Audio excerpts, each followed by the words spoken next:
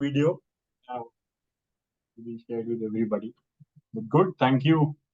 Thank you all of you for joining to talk about the journey of Ram, the Ramayana. So let's start. This is a good time, I guess. No better time than to do that.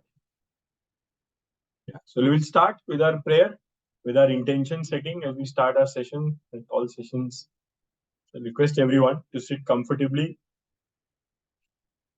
You're on a chair, let your feet be comfortably on the ground.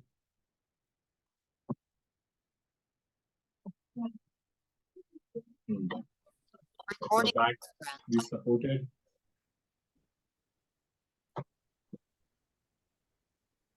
Gently close your eyes.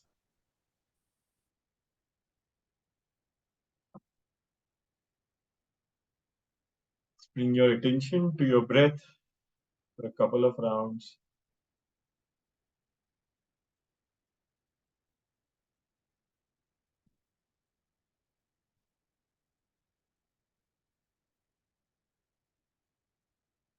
And repeat after me. May we be saath together.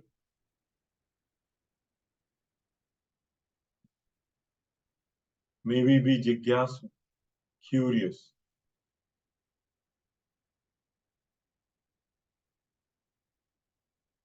May we be virya, energetic.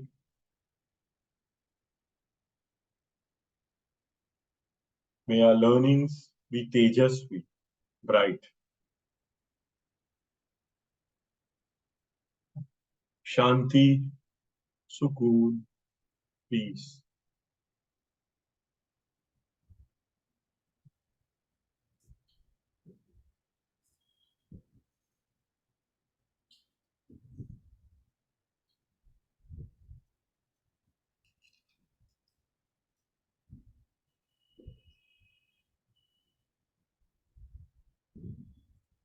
Gently open your eyes and come back to the session. Yeah, we have Sayantan, Pratik, Akshar. Good to have you all. Prashant Kishore is one of the clients of outside now. Yes, you guys. So as we start this session today, this is one of those sessions for me also. It's been, I think I've been thinking about it and finding sort of, I think the courage within to do it has been a journey itself. So even just before this session, I was like, okay, should I do it in this way or not? And when I said to myself in some ways, and that's the beauty of Ram, that if it is not to happen in this way, I should get a signal. And this has just happened. So I don't know if people saw, my mom just walked in before as we were starting the session, and what she brought in was a prasad from. So Madhuri has been doing this Ram Raksha for the last 21 days, and today was her closing ceremony, and there was prasad of that. So she just brought in that. So I'm still settling. So it's just saying, yeah, giving me the courage to say, let's go ahead with the way the session is planned, and yeah, let Ramji do what he wants to do through me. So we'll start with that. And of course, if we are talking of Ramji, we can't start this without Hanumanji. So as they say, whenever we have, whenever we are talking about Ram, there is one window or one seat for Hanumanji always there. He's there. So I'll invite him formally for this session as well. And I'll invite him in how he's invited as we start the Hanuman Chalisa. So he's Jai Hanuman Gyan Gun Sagar, Jai Kapish Tihu Lok Ujagar, Ram Dut Atulit Baldhama, Anjani Putra Pavan Sutanam. And this is, to me, why he's also who he is and why he's so revered, because this is his introduction, the 4 parts. And I see this as the Gyan Gun Sagar, him as a Gyan Yogi. Jai Kapish as him being a Raj Yogi, the lord of the monkey mind. Ramadut as a Bhakti Yogi, and as a Param Bhakt, as the Bhakt Raj, and Atulit Baldhama as a Karam Yogi. All that he did, he symbolizes this. So to me, he's really bringing all of yoga together, the real role model.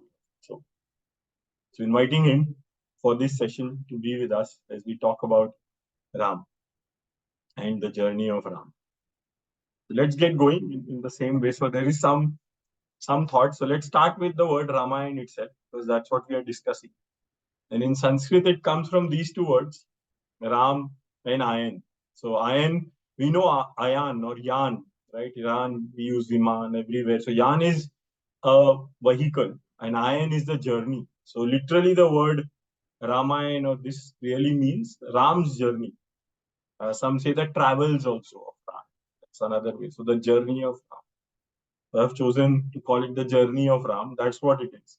The other way where it fits into all our sort of the scriptures, it's called as an itihas. So it's not at the same level as it's not what Vedas are or Upanishads are. They are shrutis.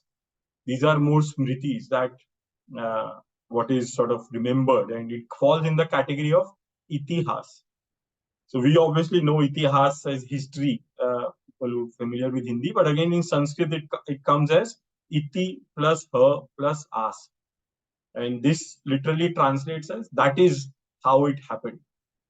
That is how it happened. So really, Ramayana is the story of how it happened, right? So if it's history, it happened. So one natural question, I think, when we've learned history also is when did it happen? Right? So when did it happen? And there has been dating of it. So some dating was done, which was sort of so-called by modern historians or Western historians, which was earlier, and it dated it very differently. And now, more recently, some Indian historians did what is known as astronomical dating. So this is done by Dr. P.V. Vartak, historian.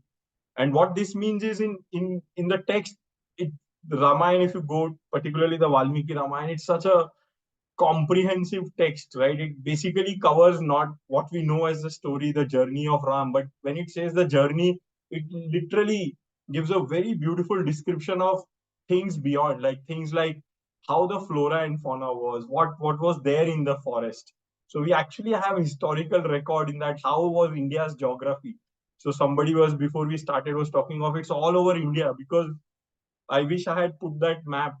How it travels, there is a video. Maybe I'll show that. How it goes right from the entire length and breadth of India. And that's why this is such a story which captures everyone's imagination. There is remnants of every so many parts of India. And even if you visit today, places like Chitrakoot, even in Ayodhya, uh, there is a place where the palace, which is known where Ram and Sita lived after their marriage. So that palace still exists, and there is things happening there. Right to go into Lanka, where very wonderfully you still find a place where the flora and fauna is very different than the flora and fauna scientifically found very different than whatever is there in Sri Lanka. So it's very similar to the Himalayan flora and fauna, where apparently the mountain had come and the mountain went back. So there is a lot that is there that captures in this travel. And one of the key things that is mentioned to record the time is the astronomy. Like what are the positions of the planets, the stars, the nakshatra, right? And that is used for dating it now, right? Which we can back calculate scientifically, like based on now gravity and how those calculations were done. So for example, in the Balakand, the first Kand, it is in 6 Kands. The Shloka, ninth verse, actually describes the birth of Ram. What was the situation? Like the Chaitra Shuddha Navami, which is today we celebrate as the Ram Navami. But what were the position of various? Where was Sun? In what degree? Where was Mars? Where was Jupiter? Where was Pisces? And this is the astronomical map, right? And it's in the constellations, in what positions they were. And from there, people have back calculated it now based on geography. So, so based on that, basically the date that is coming, right? And this, as you back calculate, and this is not just one date. There are many dates, many such situations described. And I don't know if people want to guess or they know from their history books. Anybody remembers what was this date or what have you learned when? How old roughly is this Ramayana, the story? Anybody? Any guesses? Guesses or memory? No? Yeah? 20,000 years ago? 20,000. That's a guess. I'm guessing, not. Yeah, yeah, indeed. Yeah. Maybe Okay. 8,000, Good. Sorry? 3,000 BC roughly. 3,000 BC. Okay. Yeah. I Eight thought five third 8,000 century years, BC. Sorry, Gopesh? 8,000 years back from now. 8,000 years back. Yeah. Quite close, getting close. Yeah. So basically, now based on this dating, so what I remember, at least from my text, it was 3rd or 5th century BC. So they said that's how old it was, which was just 3,000 years old, in that range. But this actually gives us a much more precise date of this birth. Comes to December 4th, 7323. Sorry, BC. I didn't write BC. So that's about 9,300 years old. So in fact, last December, which would be just less than 2 months ago, or 1.5 months ago, we completed 9,300 years to this event of the birth of Ram. And this is based on much more scientific believing this as itihas. That is how it happened. There are many dates which are given in this, which is still like the date of Dashera itself and all of that. So this is one fact. Then the other fact about this itihas. Now, when we are talking of itihas, it becomes very important the source, right? So today, when we look at the versions, there are many. Like in India, every language almost there is a version. Every language, be it right from Maithili to Assamese, Tamil, Telugu, Kannada, every language, and that's why it's all across India, because every language there is a version. It's there even in the Buddhist and Jain texts, so not just Hindu in India, and it's across Asia. So you go to Thailand, Cambodia, Indonesia, which is today a Muslim country, but still there is a Rama. It's majority Muslim. There is 95% population is Muslim. Laos, Burma, Nepal, Vietnam, Malay tradition, Tibet.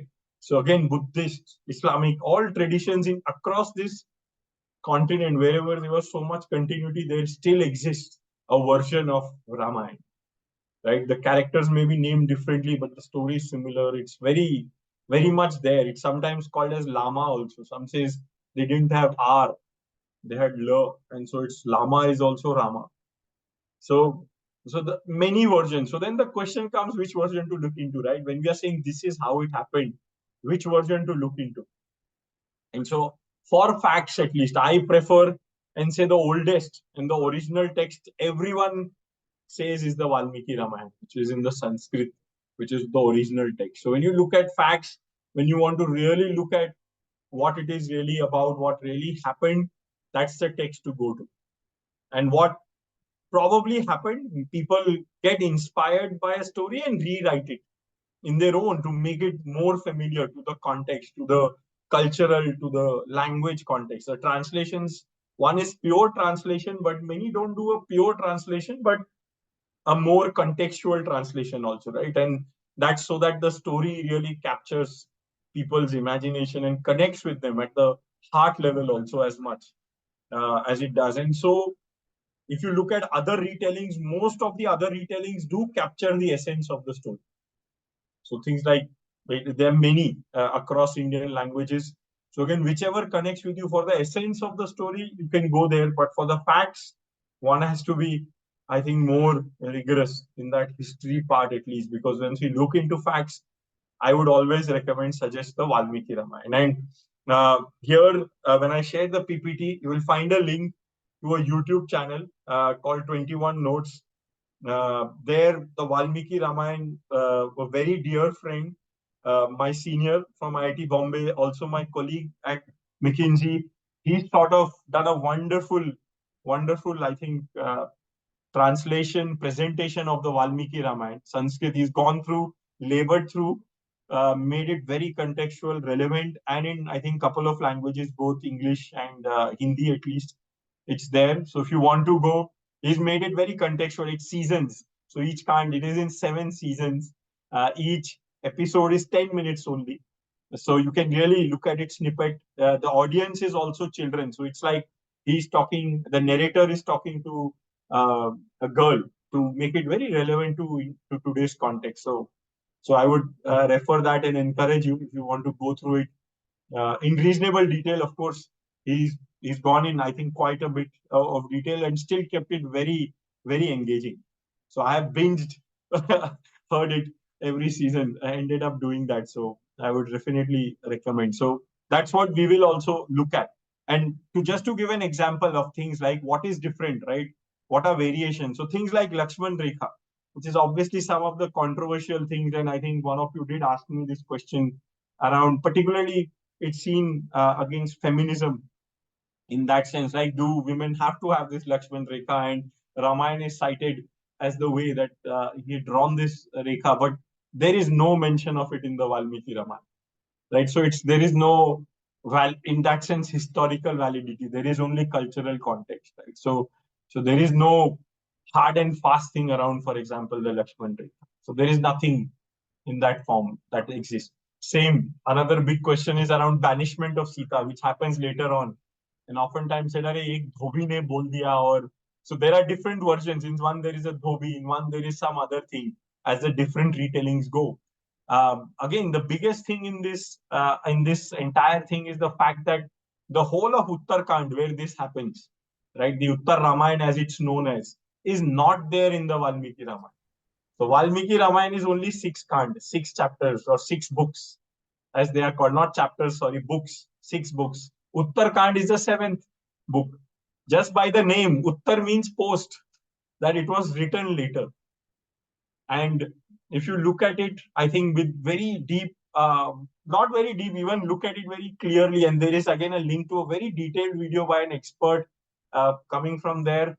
That if you compare it with the Valmiki Ramayana, there are huge mismatches in terms of just the character. So including the character of Ravan. So forget Ram. The character of Raman doesn't match the way it is described in Uttar Ramayana and the way it is described in the rest of the Ramayana. It doesn't match. So the stories that are there in Uttar Ramayana doesn't match the characters, the way the characters are in Valmiki Ramayana. So it's like a different character. The name is the same, but the character is different. So most experts, when they look at it from that lens, will tell you that Uttar Ramayana is not part of the Uttarakhand. So most of the things that are sometimes cited or around this topic, particularly about feminism, etc., are from that side. And to me, that's just not in the character, at least, of the Valmiki Ramayana. But it's been added in the, as I said, in the context that the retellings have happened, possibly. Yes, Sayantan, I see your hand. Yeah, when was the Uttar Ramayana written in comparison to the Valmiki Ramayana? Right? Any Yeah, timeline? so it's very hard to say. So some Sanskrit scholars may be able to add to it based on the kind of Sanskrit that is there. I haven't found a comprehensive thing because, again, if you look at astronomical data, if there is any mention, it will try and match the timeline. But it sort of got added at some stage. But based on sort of the way the language is, some of the characters are, people will tell you that it doesn't match. But you can't time it. Initially, it was right transmitted through word. It wasn't a written text, so it's very hard to pinpoint when that happened. But again, there is a link here. I would encourage people to go through it. It's a 1 hour thing, but a very systematic evaluation by a very I think very renowned expert on this topic, on the topic of Ramayana. So it's very important to look at it from that lens and not muddle up. So history versus, yes, there are retellings where some of the essence is there, but not all of the facts are there. So we need to be very careful when we look at it from that lens. Okay, so I'll take a pause. Any more questions, comments on this, or good to go? Continue. Yes. Okay. See something on chat. Yeah. There are more references definitely on that. Okay. The Ramayana is part of the Itihas, Right. right? Which means that this is a reality, right? Because Yes. Puranas and all are not real. No. They are fictitious. Yes. So Itihas is real. This is Itihas. So Ramayana and Mahabharata are the two Itihas. They are known as Itihas. Puranas are part of the Smritis, but not known as Itihas. And Itihas is, this is how it happened. It's a description of how it happened. Yes. Good. And that is why Valmiki Ramayana is the text, because after that you can imagine, right? It's getting retold by different people, not just translated. It's actually getting retold by people who are inspired by it in their own language, in their own poetry. They will do. And so there will be some embellishment some changes in facts, etc. That. Yes. Deepak, you had a question? Yeah. So what is the difference between Tulsidas ji wali Ramayana and Valmiki? Quite a bit. So Tulsidas's Ramayana is known as Ramcharitmanas. It's of course, I think, composed in Avdhi, in the language that he was familiar with, and it is his retelling.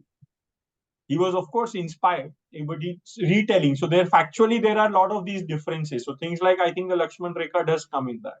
It doesn't exist in the Valmiki Ramayana. So there are some factually different things, but in essence, there is a lot which is similar.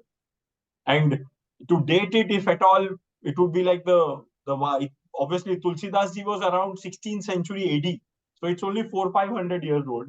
Valmiki Ramayana is probably closer to that time, right? 6,000-7,000 years. So it's much closer to when it really happened. Okay. Yes, Vijay. Sandeep, so what's the difference between epic and itihas? Because we know that Ramayana and Mahabharata are epics, right? So yes, so that is what we are taught. That is what we are taught in our school, right? That's the part of it where it's trying to be compared with other epics, Western epics. So that's the word they could come up with. But in our tradition, it is itihas, it's history, it is how it happened, it's real. But an epic is known as a story. So they wanted to put it in that way. Right? And there are many reasons why they may have wanted to do it that way, and that sort of stuff. So even the label of mythology is sometimes put in. So they try to compare it with that Greek mythology. So it's the Western influence which is bringing it here. In our tradition, it is itihas. Okay. Good. So we continue. Yeah, sure. There was Hanuman Ramayana also, no? Yes, there was. And some people say we don't have. I think him meeting Valmiki apparently. So there are many versions. Hanuman Ramayana was there before Valmiki Ramayana, no? Yes. So that was the first Ramayana, no? Possibly. That's one of the stories. So then the story I have heard is when Valmiki ji went and met Hanumanji and said, "This is what I have composed." So Hanumanji said, "It's very good." He said, "I have also composed something." So Valmiki ji said, "Okay, tell me." So Hanumanji recited his version. And then Valmiki ji got a little sad, started crying a little sad. Then Hanumanji asked him, "Why? Why are you so sad?" So he said, "Because after listening to your Ramayana, nobody will listen to mine." So Hanumanji said, "It's okay. I wrote it for myself, or I had it." Apparently, the story, two versions of the story. One is he's written it on leaves. There was a river flowing. He just let it flow. And so we don't have that Ramayana. But it was Hanumanji's felt experience of being there with Ram. So being a co-traveler in some ways in the journey. So it was a version which was probably different. That's the sort of story around. I don't think we have a version. Okay.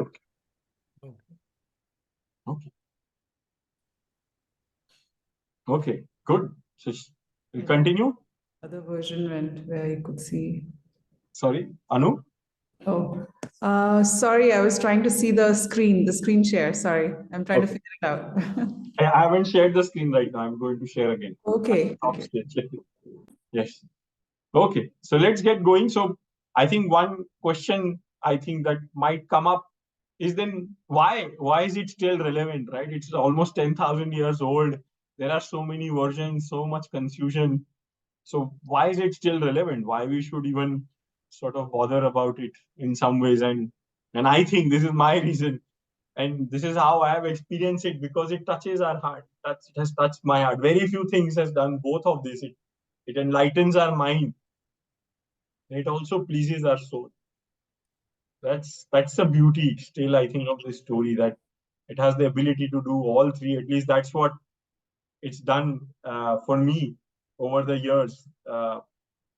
And that's what I'll try and at least share a little bit today on how it does each one of these things and take you through that.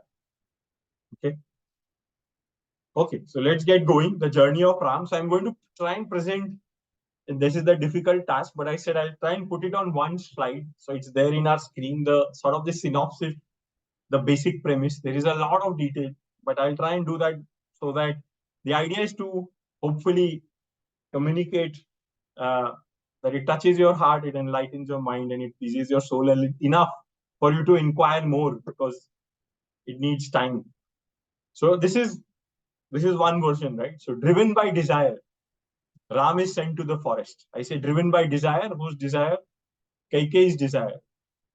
Kaikeyi's desire for her son to be the king, for her to be the king mother, as they say, the mother of the king. Driven by that desire, Ram is sent to the forest. Sita and Lakshman, they decide to join Ram. They were not asked to go to the forest. They voluntarily chose in some ways because they felt so connected to Ram.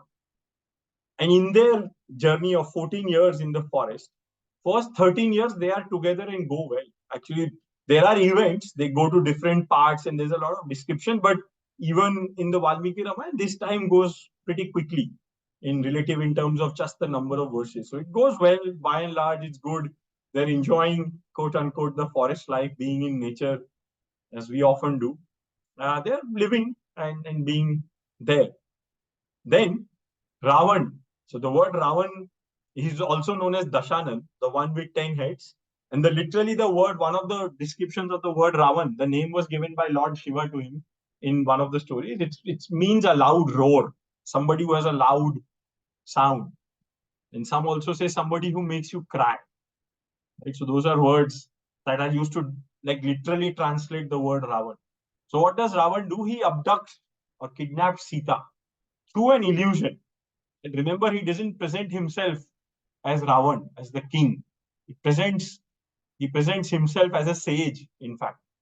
It's like, and it's said as the Mahapap, at least. So it abducts Sita by an illusion in the absence of Ram and Lakshman. So he had to sort of provide another attraction, right, of that golden deer, as we know the story, which incites Sita to send Ram and Lakshman away. So Sita really has to be alone in the absence of Ram and Lakshman, that is able to abduct Sita. Now, once this happens, Ram and Sita both suffer the separation. All the retellings there is that Ram also suffers. It's not, no, Ram is all poignant and calm and everything. There is suffering, there is sadness, there is grief. They feel the connection, but there is no communication. Right? They are separated, literally, physically, so separated. And in those days, they are really separated. They can't reach. There's just no sight where they are. But there is strong longing for each other. Again, on both sides, that is shown, that there is longing for each other. Ram.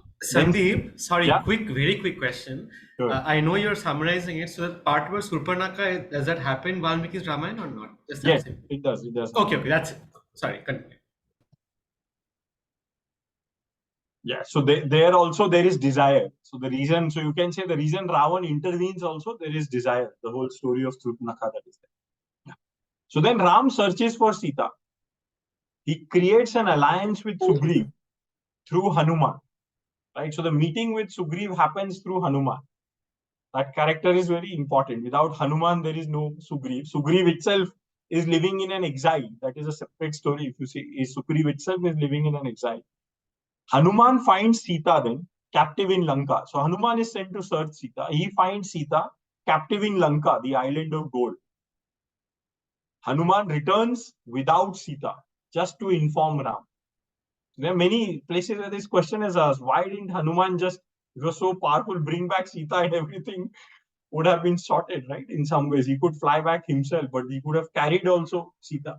So why didn't that happen? So Hanuman returns without Sita to inform Ram. Then a war starts.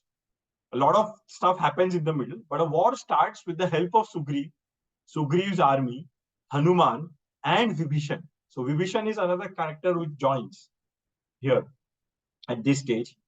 Lakshman kills Indrajit or Meghna, right? Ram kills Kumbhakaran. There is many obviously who die, but these are the three which are highlighted. So I'm choosing only those characters. So Ram kills Kumbhakaran and Ravan. And then Ram frees Sita. They unite in Ayodhya. A very simple version. The characters, places are highlighted once at least to give us that glimpse. So I focused on the key characters. There is a lot of detail. But yeah, just taking a pause here again, seeing if this sort of largely matches most versions that you may have also seen and heard.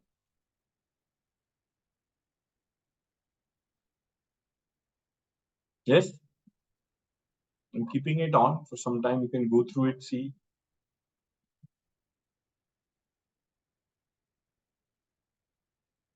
Yeah, everybody okay? Pausing their questions. I see thumbs up. Okay, so I'll continue then. So this is how the story flows. Each of these characters. Now, why do I say, right, this journey of Ram? What does it do? Right, it touches our heart and it enlightens our mind. So if you see the story, there is, at least as you go deeper, if you go into the poetry of it, if you start getting to connect with the character of Ram, there is a lot which will touch there is everything in this story, right? And it also enlightens our mind. And the way it does that, one way of seeing it, right? How does that do it? So one way, at least I started seeing it at some point, is that what the story really describes is the event that occurs within us. It happens in our different parts. It happens around us also, constantly. This is the story of our life which is happening around us, but also within us. Each character is a part within us. There is a Ram in us and there is a Ravan also in us. These are not external. One can see that as being sort of symbolized, just like characters in a play, to symbolize something, but it's really happening within us. And once we start looking at it that way, it starts connecting very deeply. There are lots of lessons to learn in how to live, how to make decisions, what to do in different situations. And of course, the protagonist, the chief person here is Ram, right? So really, that's the role model. And that's how even Valmiki, I think in his description, says the reason he is telling this story is because there is a lot to learn from this individual who really lived the Maryada Purushottam Ram, as he's known, that he is really symbolizes what life should be and how we live it. There is externalities to it. In externalities, we can get lost, we can keep mapping and we can create judgments, but I found it a lot more touching and relevant when I started looking at these characters as being within me, as being the different parts of me. Right? And what I mean by that is this is one version, which is how at least I saw it. And this is a lot of how the mythology is also read. The different characters are different parts which are trying to communicate these deep different concepts in our philosophy, in our Upanishads, in the Yoga Sutras, in all our texts. So this is how I see it. So Ram is our soul. Sita is our being, is our mind and body. This complex of mind-body complex. It's that essence of the entirety of that being. Lakshman is our awareness. So Lakshman, our goal, our awareness. And I don't know, again, in some versions of Ramayana, at least it said that Lakshman didn't sleep even a wink in the entire 14 years. So he traded with his wife who slept through the 14 years. And in return, he stood awake. So he was awareness, simply being alert all the time, being aware, being present to what is happening. And this was to protect Ram and Sita, right? Because they were in the jungle. You needed 24 hours alertness. We were in the forest. Hanuman is the life force, the prana, the Vayu Putra that he is. He represents that energy, the prana, the life force within us. Sugriv and his army is the body, the every cell in our body, physical, without which nothing happens. Vibhishan is the intellect, the buddhi. So this is also a very interesting name. In each of these names, very interesting. That's the Sanskrit of it. So Vibhishan. So Bhishan means big, large, like a Rakshas. V means a different, a unique, a special kind of Rakshas. So it's big. It's a special kind of big. So it's not a Rakshas, it's Vibhishan. So on the other side, we have characters like Ravan, who is known to symbolize our Ahankar, our Avidya. So Ahankar, again in Sanskrit, means Aham Kar, that I am the doer, that feeling of I am the doer. I did this thing, so-called translated as ego or pride. Avidya is again the absence of intellect, knowledge, and it sort of translates or sort of opposes Vibhishan, the opposite, his brother only. So they coexist, ahankar and intellect. But intellect is a special kind of part of the mind, the function of the mind. Kumbhakaran, remember the stories that we know of Kumbhakaran, right? Sleeping for 6 months. That's sloth. That's laziness in its personification of laziness, right? So as you see the character also, you can see that that's there. That aspect is there. The laziness is within us. It's part of our being. Indrajit, also known as Meghnad, right? So Indrajit is the desire for success. Jeet, he won even Indra, the like supreme desire for success. And Meghnad is obscurity, right? Clouds, the lord of the clouds. He had all the battles. If you see the description, if you go back to even the retelling or the video of the Raamaayan that we see, he is hiding. He is playing the Mayajal. He is behind clouds. You don't know where he is attacking from. That was the strength of Indrajit, of Meghnad. You didn't know where he was attacking from. He would always hide in the clouds. He would become Adrishya. That was how he fought. So it was very hard to kill him. He would hide behind. So he was like the master of obscurity. Lanka, now the places, let's come to the places. Lanka, the island of gold. It's the island of gold. So it symbolizes what? Materialism. It symbolizes materialism. And Ayodhya, just in the word, it is a yudh, where there is no yudh, where there is peace, there is tranquility, there is invincibility. There is no need for any war. It's of peace. That's what Ayodhya symbolizes. The place of peace. The word itself is that. And similarly, forest. That's the other place. It's called Danda Karanya. It's the world. It's where we are to have Danda. Right? So we are here. This is one way to see this, and there are many characters. We can keep going into it. What is Dasharath?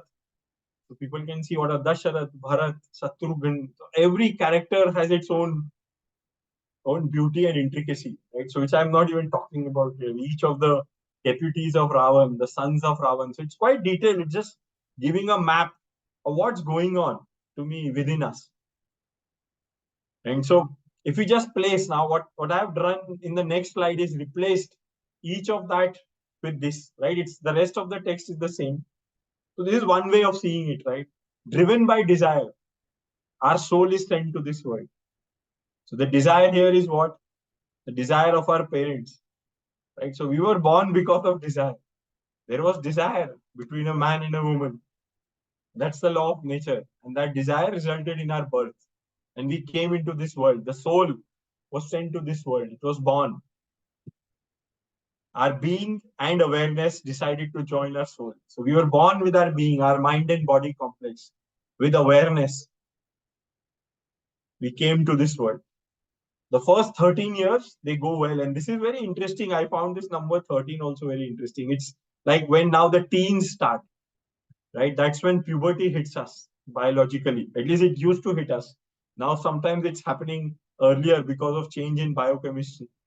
But that's what, at least there, to me, that's when puberty starts hitting. Our chemistry changes dramatically. Even today, I think Chaya, pediatricians is there. So 12 is typically taken the age when it starts moving to an adult, right? If I'm not mistaken. Pediatrics deal with children till they are about 12. Correct? Chaya, am I right? Pediatrics is till 12? Yes, 12 is our cutoff. 12 is the cutoff. Right? It's amazing. Some of these are very uncanny sometimes with the way it comes. But that's the 13 year. It goes well. Life is things are happening in the forest, right? In the life. They are happening to us. And then avidya, right? The absence or sort of our ahankar abducts our being and by an illusion in the absence of our soul and awareness. So if our soul, our awareness, which often happens as children, it's not fully awakened yet.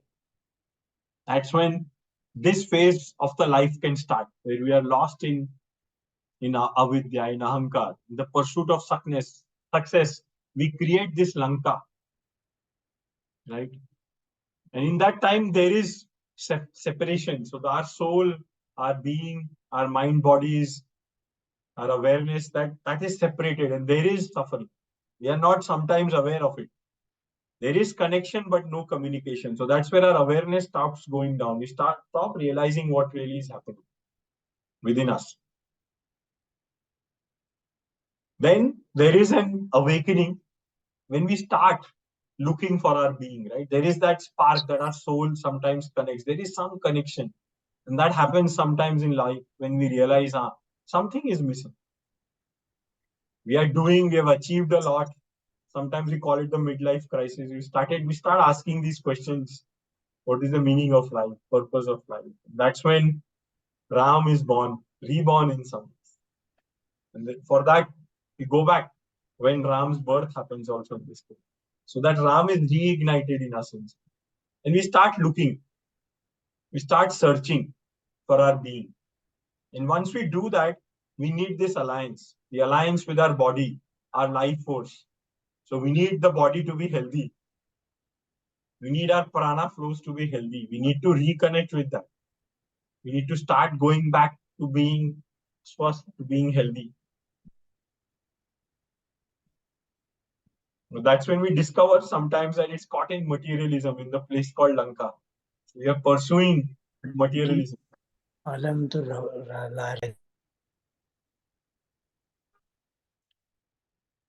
We discover it, the prana finds it, but still we can't bring it back. We know where it is, but we can't still just bring it back. There is a journey, there is a process. We have to go through that. That war has to be fought. It's not like I know, now I've connected, I know this is where my being is, problem solved. That's just intellectual solution. We have to go through the journey. We have to go through the process. That process is a war. There is a lot of destruction. There is a lot of agony. There's a lot of pain that happens. Suffering may not happen. Pain happens. Suffering is a choice. Pain is there. War happens. And that war has to be fought. We have to go through that war. And in that war, we use the help of our body, our life force, and our intellect. So our intellect has to join this. And we'll see a little bit more in detail about the war a little later. So we'll just summarize this, just seeing how this lands, this thought process. And we find that our awareness, this is Lakshman, that kills the desire for success and obscurity. So Lakshman is who kills Meghna. So we need our awareness to kill this, the desire for success and obscurity. Our soul kills sloth and avidya, but here it needs the assistance of Vibhishan. This kills Kumbhakaran and avidya, Ravan. And finally, our soul frees our being. And they unite in peace and invincibility in Ayodhya. So this is the way to see the journey of our soul. So that's the journey of Ram.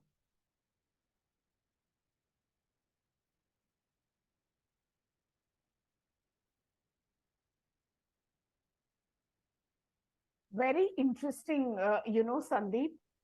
This is really, really very insightful. One of the things that's coming to me is when you say driven by desire, isn't it also the vasanas that we have maybe from the previous births that we carry, right? Yes. That's one thing. And the other thing that's also coming to me is the journey from tamas, the laziness and the sloth, to sattva. Yes. That is the, I think, and even beyond sattva, because that is the journey of the soul. Yes. So these are the two things that are coming to me when I see Yeah, this. we have to overcome tamas, the sloth. We have to overcome Indrajit, the rajas, Yeah, the desire yeah. for success. We have to even overcome our own ahankara, our avidya, Ravan, to reach that place where we are one, where we are united.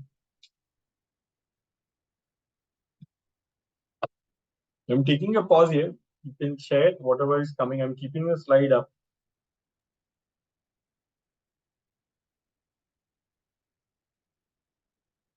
So, Sandeep, a quick question. Yes. Our being and our being and our soul searches for our being, creates an alliance with our body. Isn't Sita also body and mind? So yeah, so it is body and mind, the mind body together.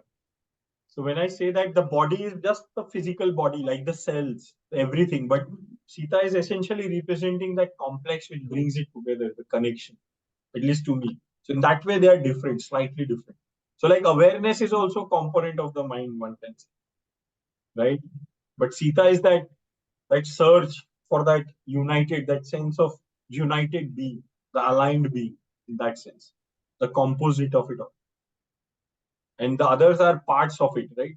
We have disaggregated the mind into ahankar, into intellect, into awareness, right? Similarly, the part of the body is separate, is the sugri. That's what it represents. That we need every cell of our body, the entire army, everything firing for us. Does that make sense? The difference? Okay, so when they say abducts our being, is it like a psychological well-being? Both the psychological and the physical being. Yes, the disconnection. We start getting disconnected, right? Okay, The mind thanks. body is getting separated now. It's like difference. You start seeing that distinction. Yeah. Yes. The psychological and the physical, both will start.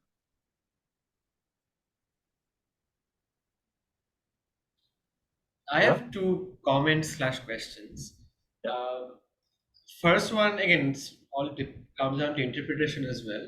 So over here, I mean, at least in the previous slide, Sita was the only female character here. Now, Yes. I'm assuming that our soul, being, awareness, I'm assuming there's presence of both masculine and feminine energy in all of them. That's one. Yes. Second, in this narrative, it comes across a bit like some kind of a individual nirvana, whereas self-actualization cannot be that. It has to be with the community, with the context, and with the nature of the times, I think. So where would you say that collective component or the eternal dharmic component also comes in this parallel that you draw?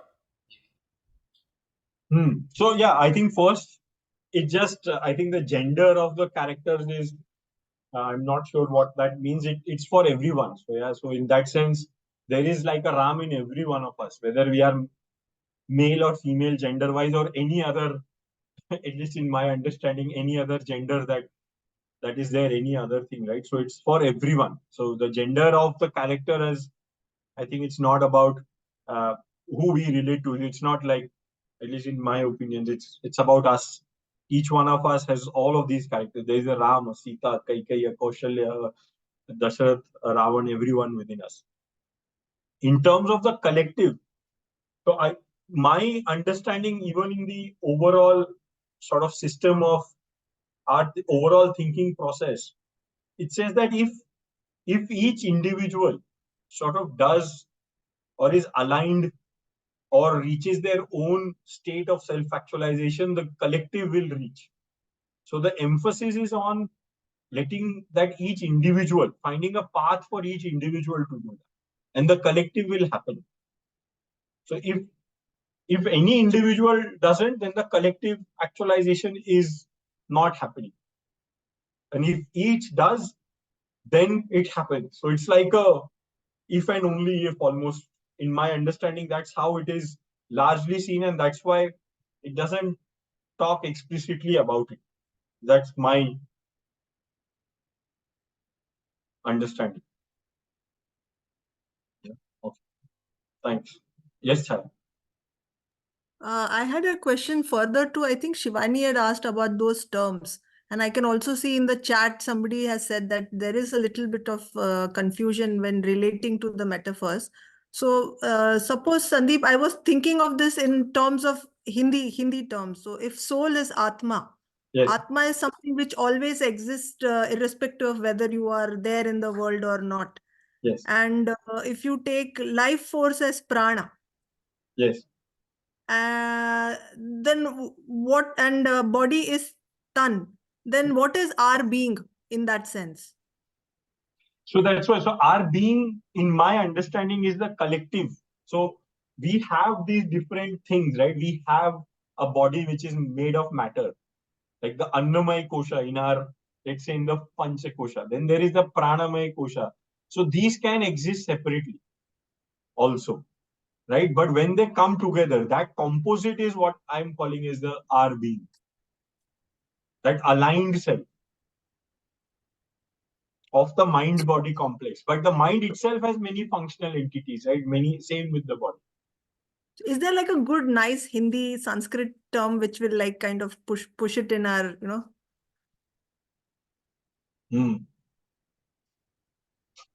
Let me think. I haven't thought about it. Yeah, fair question. Yeah. So, Anu, you are suggesting that somebody read out the slide out aloud? Along with the metaphor, you mean, or without? Or why don't you could do it if you can, or you're not in a position to do it? Yeah, I was just suggesting reading it because we were struggling a little bit with it. But is there time to do that? Sure. You want to do it? Yeah, I can do it. Sure. Go ahead once. The journey of our soul. Driven by desire, our soul is sent to the world. Our being and awareness decide to join our soul. The first 13 years they are together and go well. Avidya, one with 10 heads and a loud roar, abducts our being by an illusion in the absence of our soul and awareness. Our soul and our being both suffer the separation. There is connection, but no communication. There is longing for each other. Our soul searches for our being, creates an alliance with our body through the life force. Life force finds our being captive in materialism. Life force returns without our being to inform our soul. A war starts with the help of our body, life force, and intellect.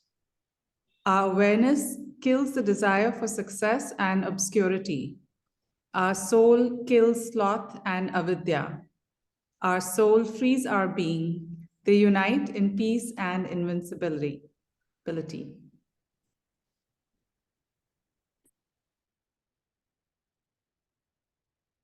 Thank you. Very nice.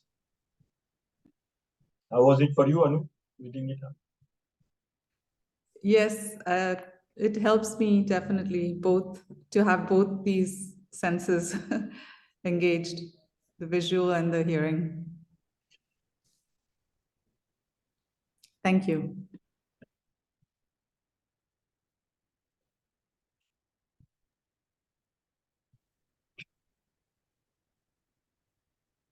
Yes. So Vibhishan is hero or villain in Ramayana?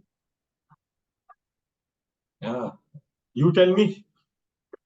Because Vibhishan is intellect. So how can intellect be villain? Yes.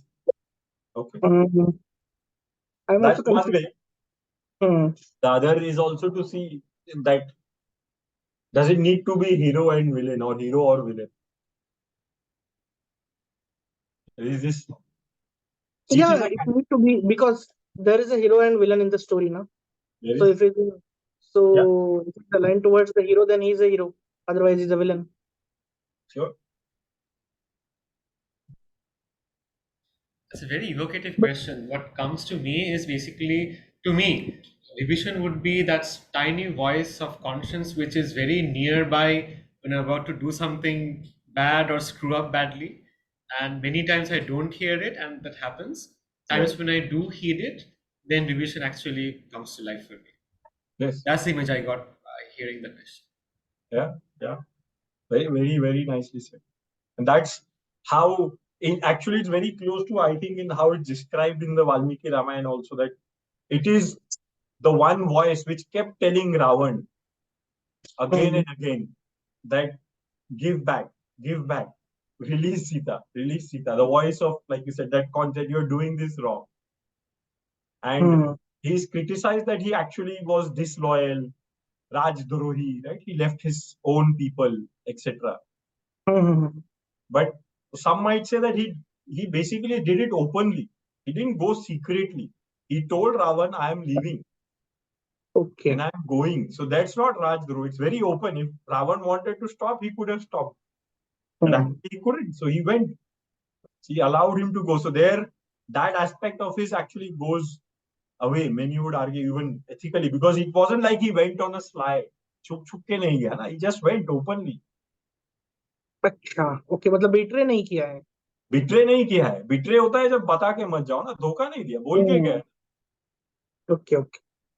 Right? And he was constantly telling also Ravan. So that voice of reason, the voice, the conscious, like Sayantan was saying, it talks to you both ways. When you are in your Ravan mode or your Ram mode, it will tell you both ways. We have to decide whether you want to listen to it. And we'll see vision plays a very important role in the war. Very important role, right? Because Vibhishan only tells, and we'll see some aspects of the war after this. Once this broad framework, if people find okay, I'll go into just describing the war to me, because that is what we deal with a lot every day, right? These characters, we have our Ravans, we have our Kumbhakaran, what we can do with it. So some aspects from the war, more specific, I'll try and share. But how is this overall sitting? Yes, Pushpa. And war brings peace. Yes. At the end, it does. At the end, it does. So this is exactly opposite to the Leo Tolstoy story. It is exactly opposite to Leo Tolstoy. Yes. So war and peace. So war brings peace. And scientist says peace and a new war too, perhaps. That's part of the journey. Yes. Thank you. Thank you. Okay. So this is okay. I'll just move ahead and just share a little bit around how the war also happens, some aspects, what way we can think, continuing that. So the characters remain the same. I am not introducing the new characters. I'm just sharing again to give a sense of who they are. Just reminders, but I think hopefully it's getting clearer as we are discussing about it. So here, I think important to note are more like, Ravan, who sort of symbolizes this, our avidya, our ahankar, our doership. Kumbhakaran, the sloth, the laziness, the heaviness, the tamas. Indrajit, or Meghnad, as he is also known as, the desire for success, or Rajas, the obscurity also, part of the tamas as well. Lanka is materialism in some of these. So this is how the war goes, right? So Ram gains victory in the war, and this is how Dashera also happens, right? In which he gains victory over Kumbhakaran. And the way he does that, he has to literally break him into pieces. Kumbhakaran is so huge, right? As the story goes, he's really big. And he had to like chop off his arm, one arm, then the other arm, then the leg, like parts by part. Literally, he had to break him.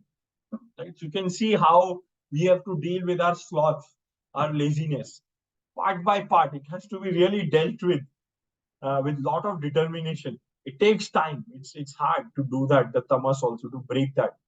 But that's how it has to be. There is persistently one after the other. Otherwise, it can't. Nothing else does. You have to really stay determined. Ram only had to do it. Lakshman couldn't. Awareness was not doing the job there. It has to be done with like great intent.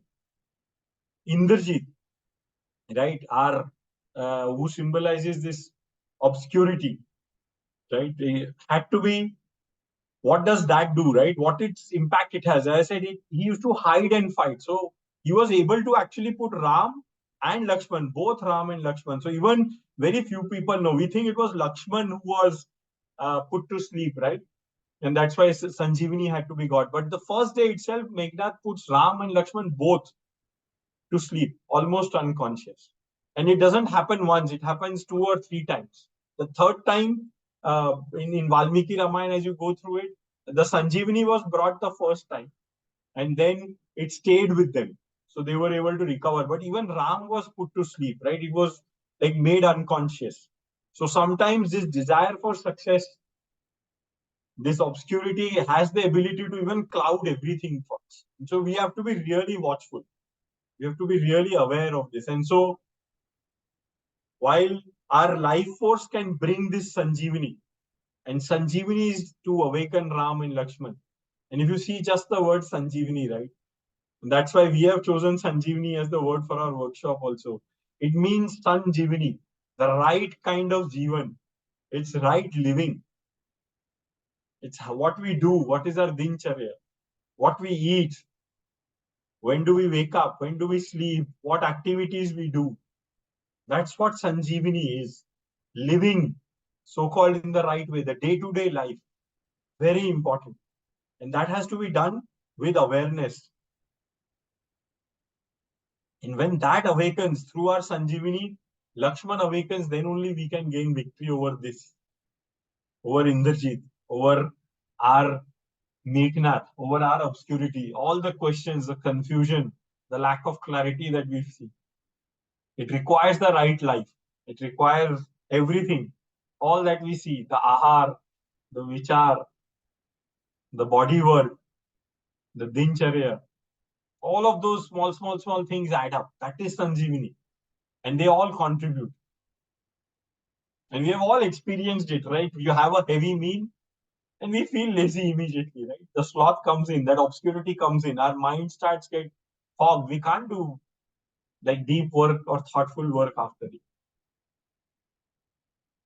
Or if we are not active physically, we keep moving, it does. That's good. It's important to be active. The sedentary life starts affecting. Waking up early, many people would see when you wake up early, you do morning, it is different than doing late night stuff. So all those are Sanjeevani, are what Sanjeevani is, at least to me. That's Sanjeevani. And that's really our panacea. Every illness goes away with that. It can treat everything, the deepest of wounds. It can make us conscious from being unconscious.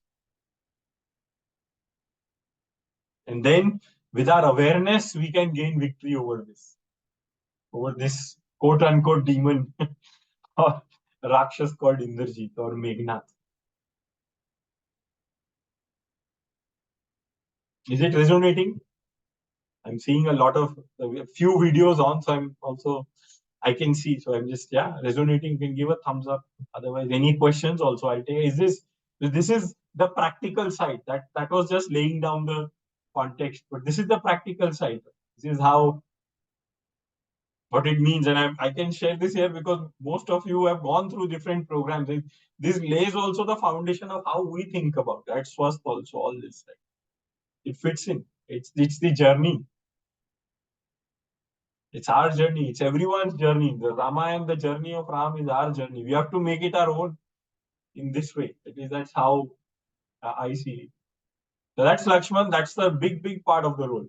And then what happens when the first battle with Ravan starts, right? That's the story, the Dashanand story, that he chops off one head. That's one, and another springs up. He shoots him in the heart. He still survives. You're doing your best weapons to kill this so-called again demon within Purus Rakshas, right? This part of us, this Ahankar, this Avidya, we're doing this, that. And it still keeps propping up. This is I think also how the stories of, I think, Buddhism goes a lot. That Ahira, it's trying to kill this way, that way, do this. Buddha stories are also around this. This dream comes, that happens. And it's still popping up again, back. So it happens, right? Like what Sayantan was saying, war, some peace, then again a new war, because it's cropped up again. It has that huge ability to come up again. I am doing this. So the biggest ahankar that sometimes comes is about the spiritual ahankar. Oh, I meditate every day. I am doing yoga every day. I am doing this for this. So this I am doing. This is the ahankar. So that starts propping up only. That's some of the most toughest one sometimes. That's our biggest avidya. That's the darkest. Even who have attended Isha Upanishad, no, avidya also we have to know. That takes us even more darkness. So that keeps coming up. So what to do in this battle, right? So Vibhishan, our intellect, that small voice of conscious, that voice, we have to allow it to grow. That advises Ram where to attack Ravan to permanently defeat him.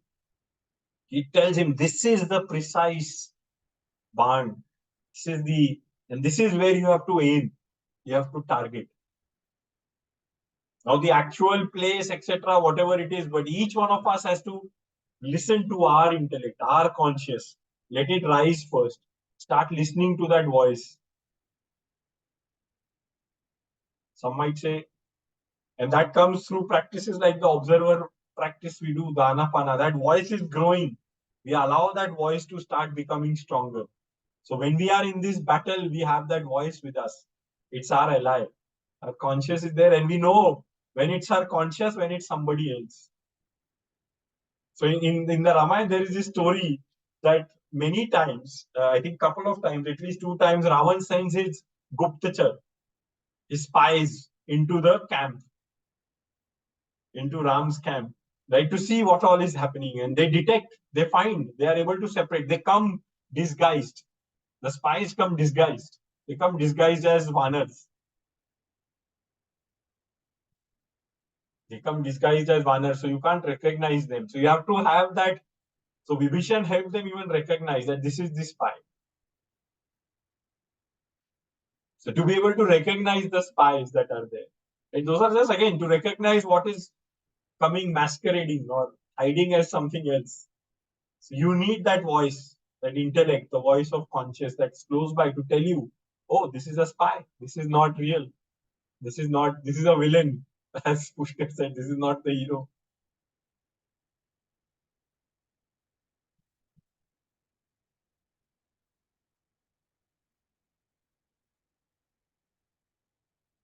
Yeah, so only with that advice, this happens.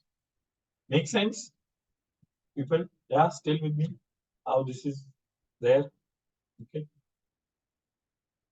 And then, what does Ram do? He follows Vibhishan's advice, intellect's advice, and gains victory over Ravan. And then, what does Ram do? As a leader, what happens? Typically, what do? We might actually just destroy, right? We destroy what we have conquered. We can't, or we either rule over it, or we destroy what we have conquered. That's what many do, right? Now we go, if we can't rule over it, we can't capture it, we tend to destroy it and come. That's what wars are today about. They tend to destroy what we can't rule and come back. But what did Ram do? Ram does not destroy Lanka. He does not destroy materialism. He instead appoints Vibhishan, the intellect, to govern this materialism. So materialism, very clear message. Materialism is not bad. Lanka is not bad. But how do you rule it? Do you let your ahankar, your avidya rule it? Or your intellect rule it? So money, materially, we tend to say, oh, spiritual and material is different. We try and separate those two words. We say, no, materialism hai to spiritualism can't happen. We try and disconnect. But what is this telling us? He says, no, let your intellect rule it. Have money, but use it. How you deploy it, what you do with it for the welfare of the participants, of the people who are living there, or whoever is around you. How you use your money, how you earn your money. Materialism is essential. So you don't destroy it. This is again the beautiful and here. But you rule it with your intellect, with that voice saying what is, be very aware. What is right, what is wrong. So Vibhishan, he lets Vibhishan rule. Doesn't destroy it. That was Ravan's motives apparently, right? When he would go and win something, he would go and destroy it. But what did Ram do? He said, okay, Vibhishan, now you rule it.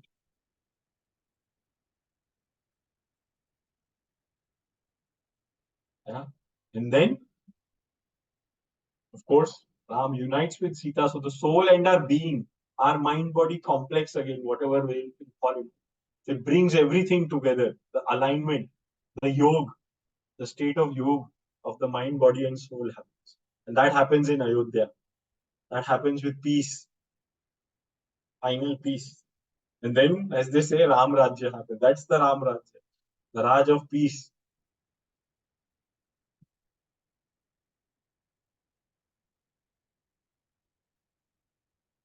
Then, yeah, take a pause here again. Let this slide be and see the comments, how this is landing, taking away. I read Andy's comment. And he said, yeah, parallels with Bhagavad Gita and the core of Buddhism are unmistakable. Totally. Thank you, Jaya. It is, I hope by now it's touching your heart. It's enlightening your mind. So it's also, a war between intelligence and the intellect. Ravan is known to be a very, very intelligent person, but Yeah. he would never choose intellect. He would always use his mind. Right. That is Yes. where the entire destruction happens. Yes. Uh, Yeah, that's what the functional aspects of mind. There is an intellect and there is, yes, intelligence, so called, with knowledge. He read all the Vedas, he knew all the scriptures. He was a Param Bhakt of Shiv, of yeah. meditation. So he was a Gyan Yogi, a Raj Yogi, a Bhakti Yogi. He was all of that. That's why he got this boon from Brahma, right? In that story that you couldn't kill him. So because he meditated so long. All that happens. But he had that ahankar. I did Ahankar, this. yeah, yes. That is why he is the symbol. That's what they say. He's the symbol of that. I did this. I am a meditator. I am this. So when we get, that's the most trickiest one. That's why I'm saying that's the biggest ahankar, I think, most hardest to overcome. Sure. Yes, intellect versus insight, knowledge versus wisdom. Fantastic, Sam. Good distinctions. Yes. Wonderful. Yeah. Thank you for sharing your insights. Others also, please. How is this landing? What are you taking away?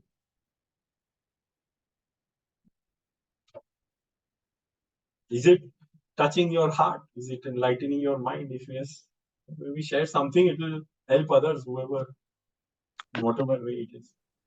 Yes, So far, I think from Gita, we had this visualization and we could personalize it that, hey, there is Krishna driving Arjuna, and that is us, and like we have to control the senses. So for the first time, Ramayana, which used to be a very high moral story, there's a way we can think how it gets applied to our personal life. So still digesting that, but this makes it more practical and applicable to our lives. Yes. Thank you.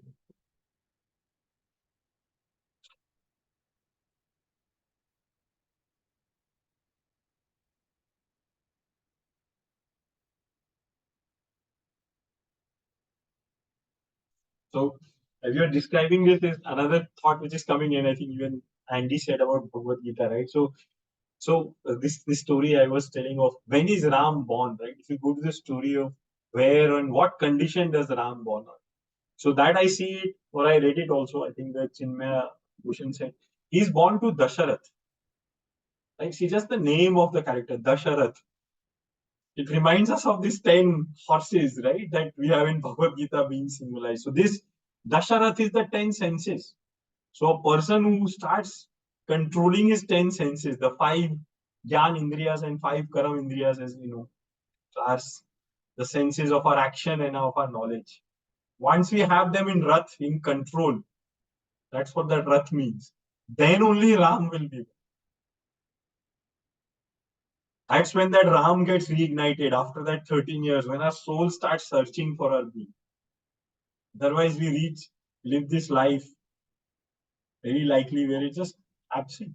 And for each one of you, that moment has come. I think that's why you are here. There is some question that is there, that inquiry is there, that curiosity is there. What is my being? What does Sita mean? So even stay with that inquiry. Whatever I have said, stay with your inquiry. What does Sita symbolize to you? That's the longing. When that question is coming, I love that from Chaya Shivani. Who is that Sita in you? Search for that Sita in you. That's who you want to connect to. That's the connection. That connection is there. Now you want to go deeper. Just be with that. It's okay if it's not clear today, but just stay with that question, if nothing else.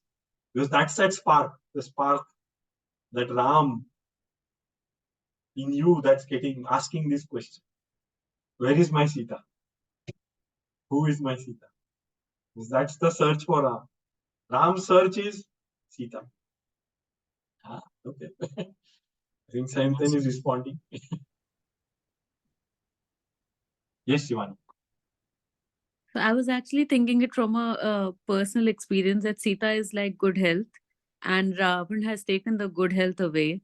So I don't understand how Ram is soul, but I'm going with the hypothesis, like taking it as is that Ram is soul. And it's basically the soul is afflicted without, let's say, good health or like a not a good sense of well-being. And then it's basically using, I guess, when you suggest in some of your classes that you do connect with body, use breath, meditation, or even movement to basically get a sense of connect, to get in touch with alignment, whether it's psychological well-being or whether it's returning to health. Yeah. Wonderful. I like it. Sita is our well-being. Instead of our being, it's our well-being. It's a state of well-being. I like that. The full well-being.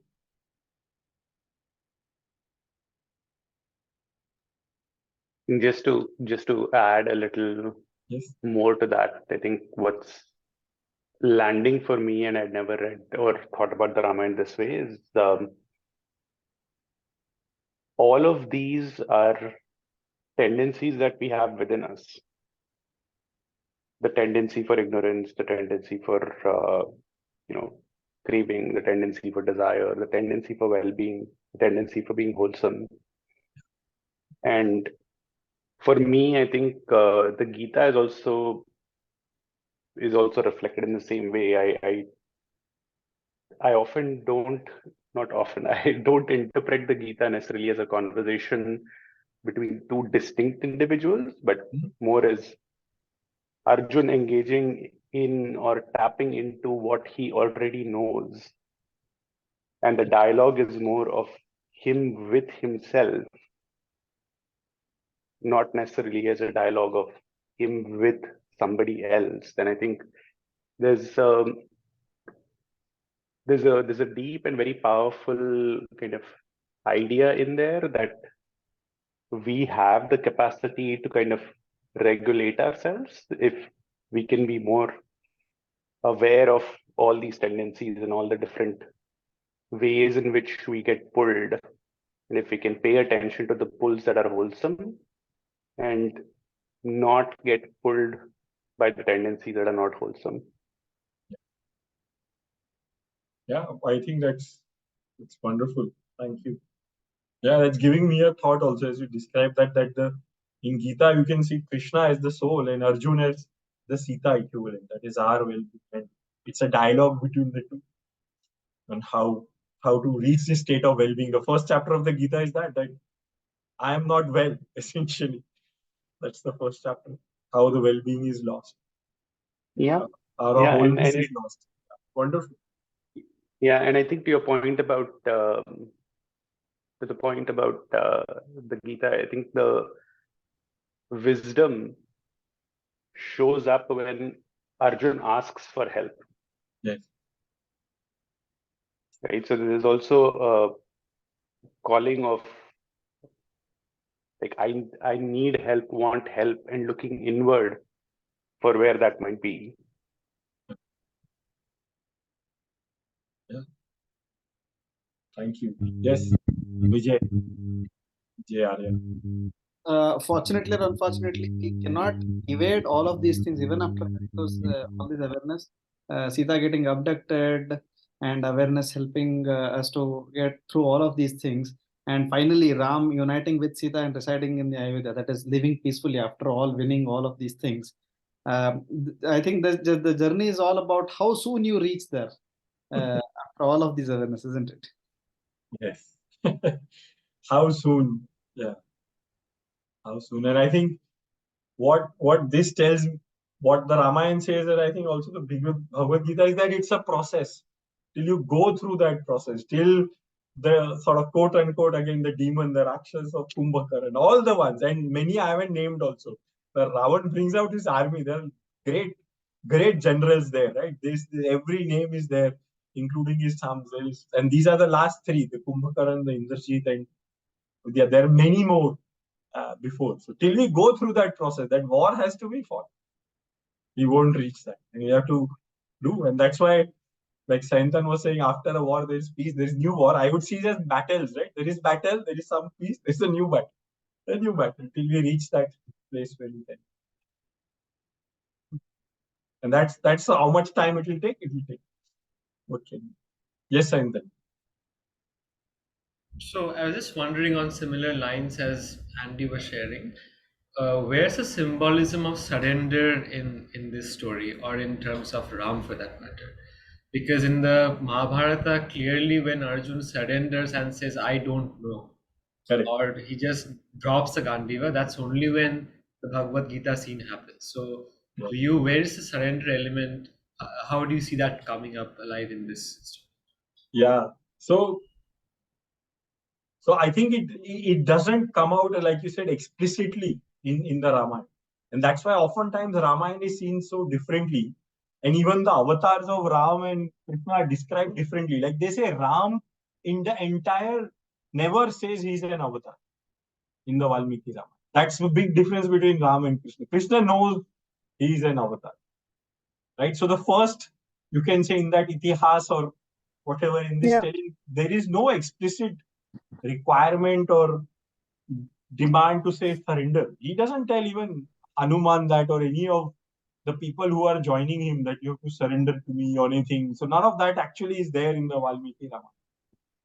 And Now, actually, Sandeep, it's quite interesting because I was reading this article today, and it's mentioned the same thing exactly, that when Lord Vishnu and Lakshmi ji chose to take this avatar, to end the evil, so to speak, they consciously made this decision to take an avatar which would not know that they are, in fact, an avatar of Vishnu. So actually, Lord Ram, like, he didn't know that he was an avatar of Vishnu. Like, all through his journey, he did it as a mortal. Like, now we know when we reflect back that he was an avatar, but unlike Lord Krishna, who knew all along. Correct. Yeah, that's goes back to your previous point of maybe the war had to be fought by a mortal, to show that evil, to defeat evil, you don't need somebody extraordinary, maybe, Correct. In fact, there are two things further, right? He's described as Purushottam. So it's actually a mortal, Purush, not Dev. Yeah. And the second thing, the backstory of Ravan in getting his boon is this. The backstory that is described to again make this point is that when he said that I cannot be killed, I will not die, Brahma said that boon I can't give. So you have to be more specific. So he said, I can't be killed by a Dev, I can't be killed by a... He named everyone but a Manushya. Because he thought Manushya can anyway never. And so that's why... and that was arrogance. Yeah, that's why he had to be born as this and he didn't know. But yeah, so to Sayantan, your point, that whole thing is not there in the original text around surrender to Ram. And that's a much... Sandeep, I actually meant, sorry to interrupt. I actually meant that Ram, so for example, from the exile on to when he vanquishes Ravan, he had his own personal growths, he had his own stumbling blocks. So when I ask surrender, I mean Ram surrendering to whatever, despite being Purushottam and all of that. So how do you see that play out? It's not there, at least from what I have seen in the Valmiki Ramayana. Perhaps, a view on this is, see, the fact that he agrees to go to the exile itself is a form of surrender. Correct. Like, he's quite often told by people that why you're not resisting this thing that's happening to you, why you're not claiming that you are the one for the throne. So he does, in some sense, surrender himself to the process which puts him in the forest and the exile, etc. I think the further course of action about his separation from Sita and then he taking action, there, of course, surrender is not as visible. But I thought the aspect of he letting things shape in a certain way, I thought it's not entirely amiss from Ramayana, at least in this way. Yeah. So in that sense, I think good, Anand, as you said. So even in that sense, continuing in that, he had a choice once Sita was abducted to actually go and fight or not fight. Right. So that again, there was a surrender. So the entire journey in that sense is a sense of surrender, saying whatever is happening, you are living in the moment from point to point. This has happened. What is the right thing to do in this context? So my wife is abducted by the worst villain of the world, right? Should I go and fight or just leave him? Like, leave her, right? Most people might have just left her, but he chose, no, I'll go and fight, even if it means risking my life, even if it means not coming back. Right? I'll go and fight. What army do I create of Vanars? Who actually, Vanars had no weapons. They fought with trees and rocks. There was no weapons. Vanars had no weapon training. They didn't use weapons in the Valmiki. They used trees and rocks, for example. Right? So it wasn't like a sophisticated army. It was just an army. It was just a bunch of people, bodies, as one might just say, in today's world. And he chose, no, I'll go and fight the most Mayavi, the most equipped army in the world, which had defeated Indra in that legend, right? The Devs and everyone. So he made that choice again in the sense of surrender. This is what's coming in my path, and I'm going ahead in that same way as he chose in the beginning. So the whole journey is, in that sense, just that flow, going with the flow. If that's how you see surrender, that's, I think, definitely there in the entire journey. And it's a good way of seeing it, Anand. So thanks for sharing that. You had a question also before, or some comment only? You had your hand up, and then you can go to because I heard Sayantan ask a question about surrender, so it just struck me that form mein to aaya hua tha waise bhi, so largely around that. Okay. Thank you. Okay. I do have another thing to conclude. Sorry, somebody else. Sarah, okay. Then there's Arya's hand in the support. Yes, go on.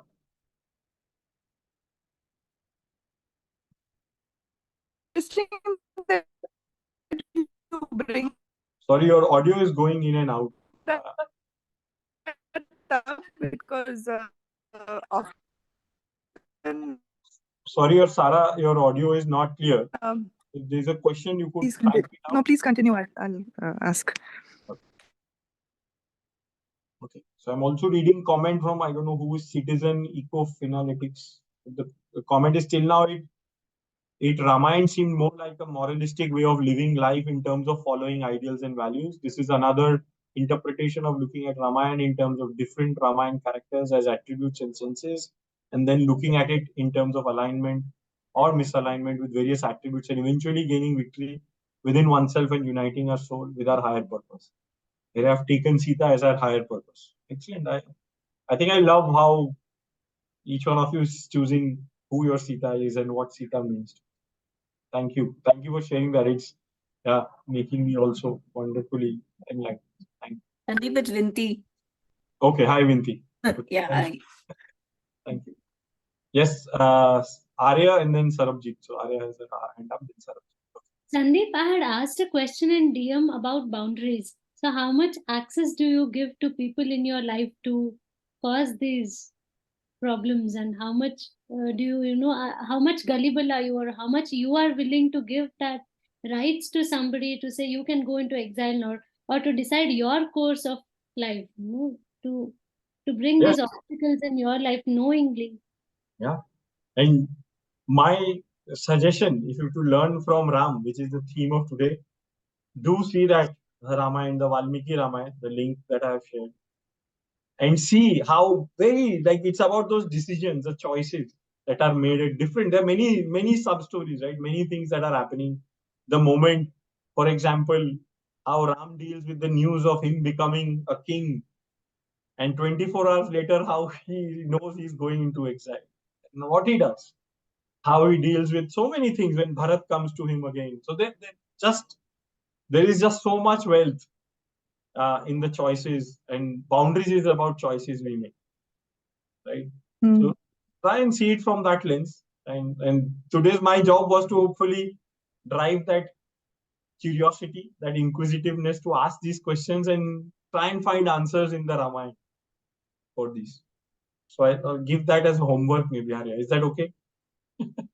Okay. Thank you. Yes, Sarabjit.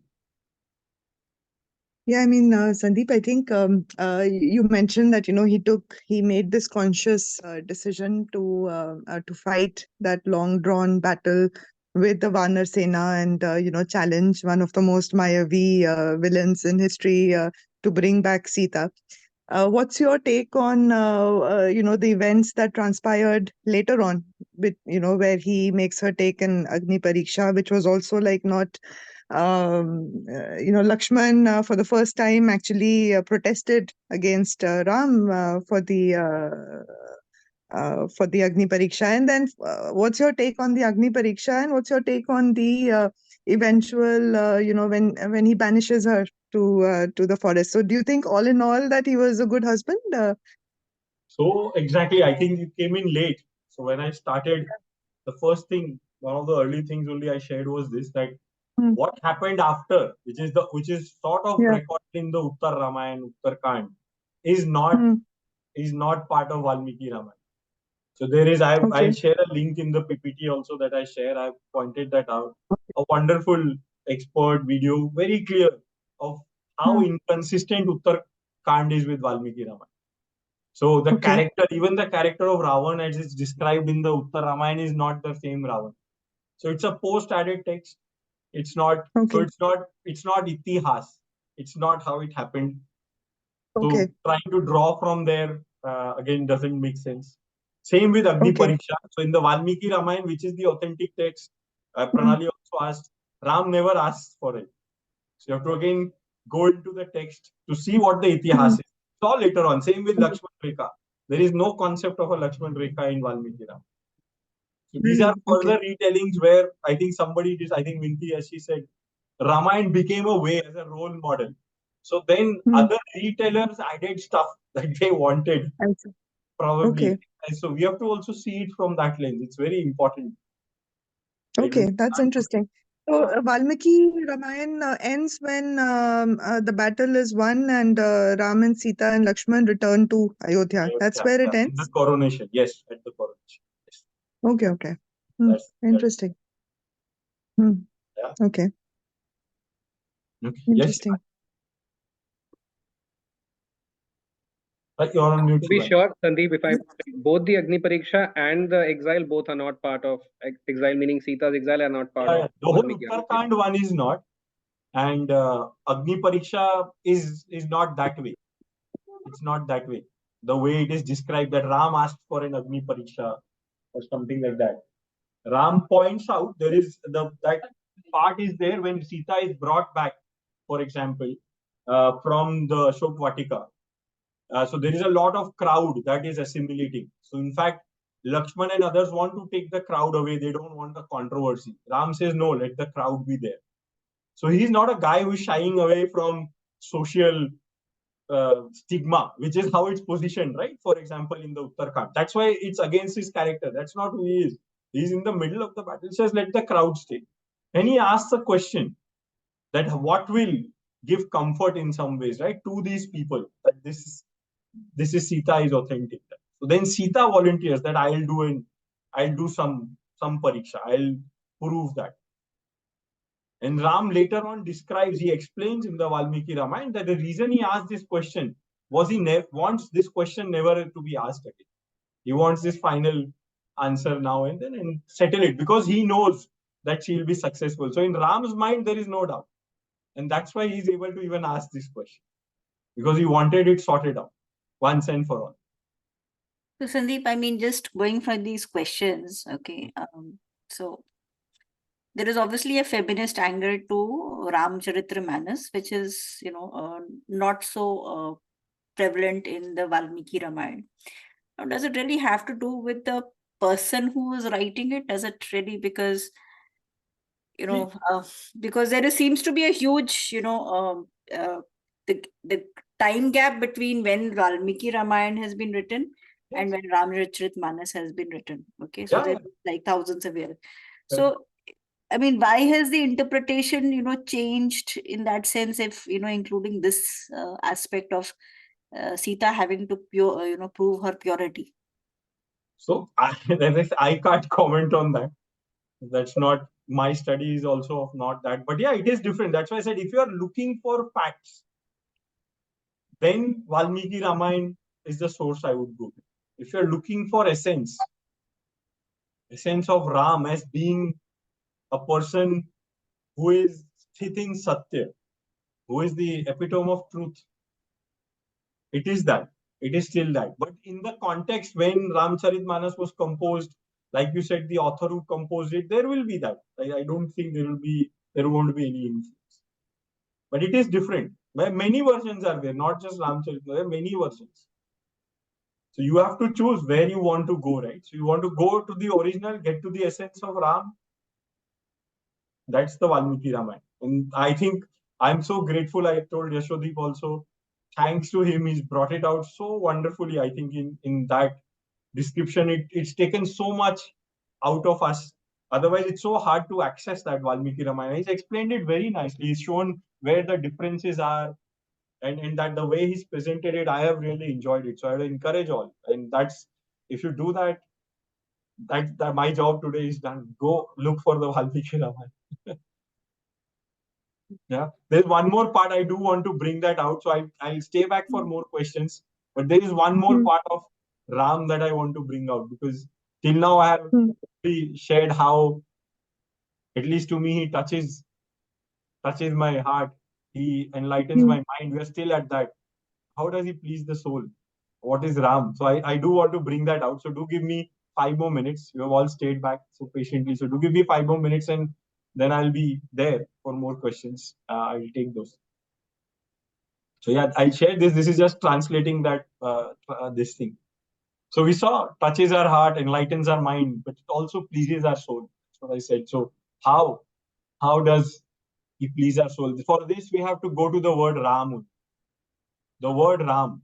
We have taken Ram as a proper noun, but in Sanskrit there is no proper noun. Ram comes from the root word Ram. Ram. And as per the Sanskrit Hindi dictionary I've used, sorry, I didn't have the English one. This is what I have, the physical copy. This is what it says. The word means Sundar, Sukhad, Prasanta, Dayak, and Priya.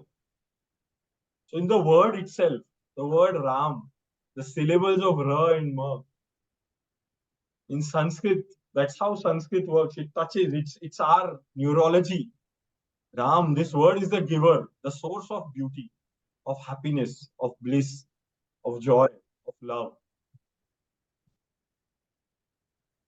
And that's how Sanskrit is. Every word, every syllable is connected with our nervous system. That we know now from Sanskrit. It's most every letter, what it does to our mouth, to our nervous system. And that's why sometimes it said, some of you may have heard, Ram se bada Ram ka naam. So the word, the Ram, the syllables of Ram itself has that. I did a course on pranic healing, and that works on what we now call as the 7 chakras. We know it as the 7 centers, and each center has a sound, what is known as Bija Mantra, the root sound. So Ra is the sound of our Swadhisthana chakra, which is bottom, and Ma is like the sound of the top, Sahastra. So Ram is what connects the two. It's our alignment, even in that. So just the word Ram will just please your soul. Will just please your entire being. That's the power. That's why it said Ram se bara Ram ka naam. So just Ram, the phrase Ram, comes from there. Just like we saw what the word Ravan means, Dasharath, it is the essence of that character. So that's what Ram is.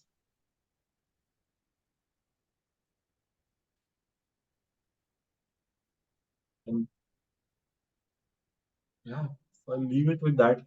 And I know tomorrow is a day, an important day, which is the Pran Pratishtha of Ram in the Mandir, in his birthplace.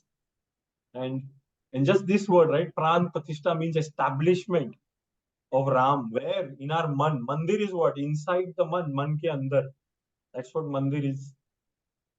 So if we can establish Ram in our man, that's what we started with. Establish Ram in our man, right? Or establish the source of joy in our heart. That's take it today. That's what you take away. That's what you can do today or tomorrow. Just establish your source of joy, your Ram in your heart. All stories aside. That's the essence. That's what Ram is about.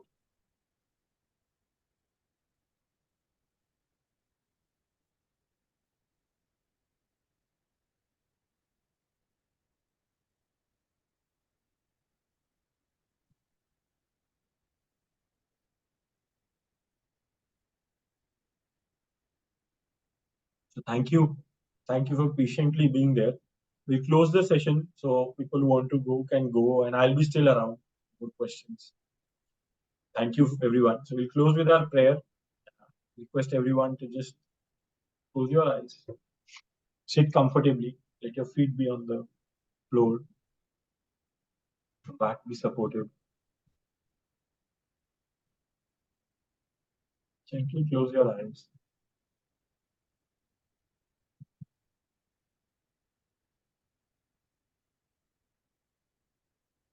Bring your attention to your breath.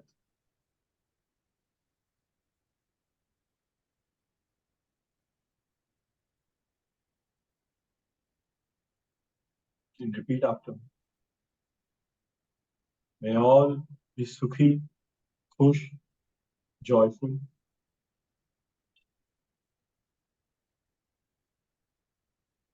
May all be swasth, sehatmand, healthy.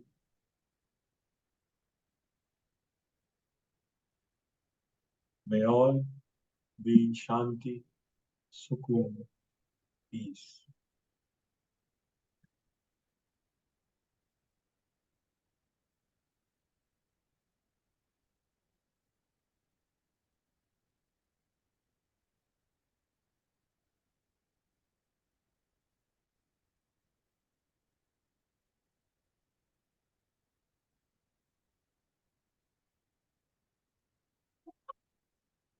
Thank you, everyone. Thank you, Sandeep. Thank you so much, Sandeep. Sandeep, you did the magic once again. Thank you. Thank you. Thank you so much, Sandeep. Wonderful. Thanks. Thank you, Sandeep. Thank you, Sandeep. Thank you. Thank you.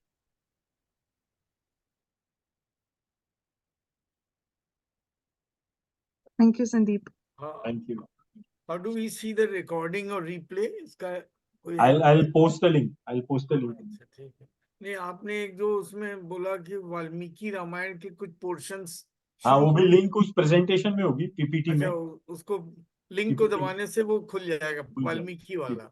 जी जी। अच्छा, okay, बढ़िया। I'll also share the link of 21 notes. Okay. Okay. Thank you, Sandeep. Thank you, everyone. Good night. You have really आजकल इतना hype ज्यादा हो गया है, तो you have separated the hype from the real this thing. Thank you. So yes, yeah. I not me, Ramji only. I hope he is really guiding. Or maybe Valmiki ji. Yes, definitely him. The way he's captured that is wonderful. एक थोड़ा सा ये एक observation बड़ा एक simple है लोगों के लिए। मैं कहीं ऑफिस जा रहा था तो ड्राइवर को ऐसी बात कर रहे थे, ये सब हो रहा है, बहुत कुछ हो रहा है। कहता साहब एक बात है, बड़ा सिंपल वे में बोला कि साहब भक्त तो बढ़ते चले जा रहे हैं, भक्त तो बढ़ते चले जा रहे हैं, भक्ति कम होती जा रही। कितना मतलब सुंदर थॉट है ये, बहुत कि मतलब वो ऑफ कोर्स शोमैनशिप बढ़ रही है बहुत ज्यादा, बस ठीक है, अच्छी बात है। हमारे हाथ में हमारी लाइफ है, हम क्या करें, हम भक्ति बढ़ाए वो अच्छा है। हाँ बस वही है, हम लोग हाँ ठीक कह रहे हैं, अपने लिए बस, बाकी का कुछ हम नहीं कर सकते, जो करने करें, हमें अपना करना, अपना भक्ति बढ़ाना है किसी तरह। और जो आपने लास्ट स्लाइड बहुत अच्छी बढ़ाई कि कल की डेट में अपने दिल में राम को बसा लो किसी तरह, बहुत अच्छा। That was a very simple thought but well meaning, very nice. Thank you. बहुत अच्छा है। ये जब वाल्मीकि जी ने रामायण लिखी थी, did he ever thought कि it will be interpreted, it can be interpreted in this way? We don't know. We don't know. Or is there any indication somewhere? Is there any indication in the Ramayana that it can be interpreted in this way? So I wouldn't say in this way. From I think what I've understood it is, his intention was that people learn from Ram as the Purushottam, as how to live a life. That definitely was. So that he is the person we have to role model. Role model. Correct. That was it. That's why he's writing it. I think yeah. I think that's why it's still relevant, because the issues are still the same. Yeah, they will remain the same always. Right. Okay. Thank you. Yeah. Thank you, Sandeep. Thank you. It was an excellent session. बहुत बढ़िया. Yeah, and all of you, please feel free to share the video once I upload. It's a public video. So Yes. share it. मेरा एक question है कि जैसे after मतलब राम को king बना दिया था वहां का, जब वो पूरा का कोरोनेशन हो गया था, देन उसके थोड़े दिनों बाद या फिर कुछ आवर्स बाद पुत्र धर्म निभाया एंड एग्जाइल वनवास में चले गए. सो राजधर्म तो नहीं निभाया ना, मतलब कोरोनेशन के बाद का राम जी का जैसे कोरोनेशन पहले नहीं हुआ. बिफोर वनवास कोरोनेशन थोड़ा हुआ. कोरोनेशन नहीं हुआ था तब. नहीं, मतलब उनका Dasharath was the king. Dasharatha was the king. He had said, I want to. And that is actually also a very beautiful process. He had consulted all his ministers. It was a full democratic process. And in his council, there were representatives from the community also. And they agreed. So he had decided and he had communicated that I think either he'll be a Yuvraj or he'll be the king.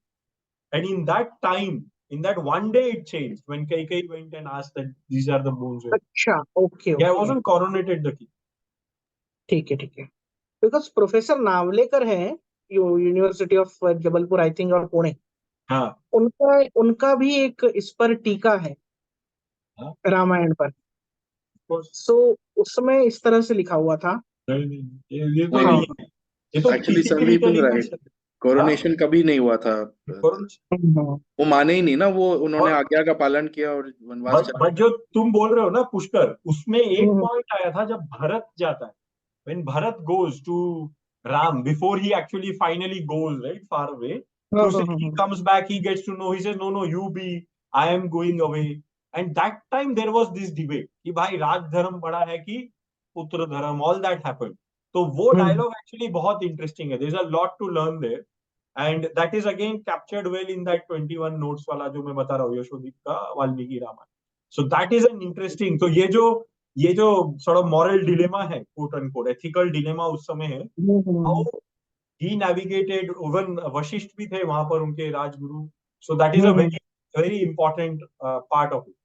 So you should see that, if not the whole. Definitely. What is the 21 notes thing? Could you repeat So I had that? shared that there is a version of Valmiki Ramayana that a very close friend of mine, my senior from IIT Bombay, colleague at McKinsey, now he's sort of full time in this. He's done a rendering of the Valmiki Ramayana in English, looked at it very nicely in quite a bit of detail and at a good level. So he's broken up into 7 seasons, 10 minutes each episode, where he takes a part and goes, describes it like sort of in a good way. And the audience he has done it is like for a youngster in India. So he's like narrating it to a young girl. Is the link of that in the presentation? It will be in the presentation. I'll also put it in the group. Okay, great. Thank you. Okay. Yeah, that will be interesting to read or It's not watch. reading. Is it? It's like a podcast. It's a podcast. It's on It's a YouTube. podcast. So I'll put the link there. I'll also put the link in. Okay. Okay. No, but this was indeed great. Thanks, Sandeep. I mean, it's your interpretation of how you have seen, or I suppose how you have. But it was very interesting. How I have tried to live it. Absolutely. How to understand it and learn from it. I think there were some few participants, said about brought feminism and things into it. But I think a problem tab hota hai, and I love the part where initially you kind of said that it is our history, it's not our mythology, which is so true. We are kind of conditioned into thinking this is mythology, but it's not. This is part of our history. But these questions that come up, I'm going through a bit of a neck thing today, so I didn't want to bring in the video. But the history is so beautiful if well researched कि सारी कहानियां एक दूसरे का कोई ना कोई जुड़ाव है. Like for example, they say that Sita ji के साथ वापस ये क्यों हुआ, परीक्षा क्यों हुई, all of that is so connected. and if it's well researched, luckily I spent several years doing this. तो जैसे इवन जो शिव धनुष की कहानी जो उन्होंने तोड़ा, इट इज लिंक, जो परशुराम जी के शिव और विष्णु धनुष थे, वो शिव धनुष तोड़ के उनको विष्णु धनुष देते हैं, तो विष्णु जी के अवतार के हाथ में विष्णु धनुष होता है इन दी एंड। फिर वो ये कहते हैं कि सीता जी का सेपरेशन कैसे हुआ, तो वो जो when he kills Bali, Sugriva is not able to beat him, तो वो काइंड ऑफ छुप के उनको तीर मारते हैं और व्हाटएवर, तो बालीज वाइफ उनको श्राप देती हैं राम को कि तुम भी अपनी वाइफ से जैसे ही मिलोगे फिर सेपरेट हो जाओगे। तो all the stories they so connected. और वो जैसे राम भगवान का भी मानव अवतार लेना, somebody said that and you correctly said, he never said कि मैं अवतार हूँ, मानव रूप में ही आए, he came as a human being. That's also so connected कि विष्णु जी को श्राप मिलता है। This is a story prior to that, when he's killing demons, Bhrigu's wife, he kills the demons in the, क्या बोलते हैं, आश्रम में जो छुपे होते हैं। Correct.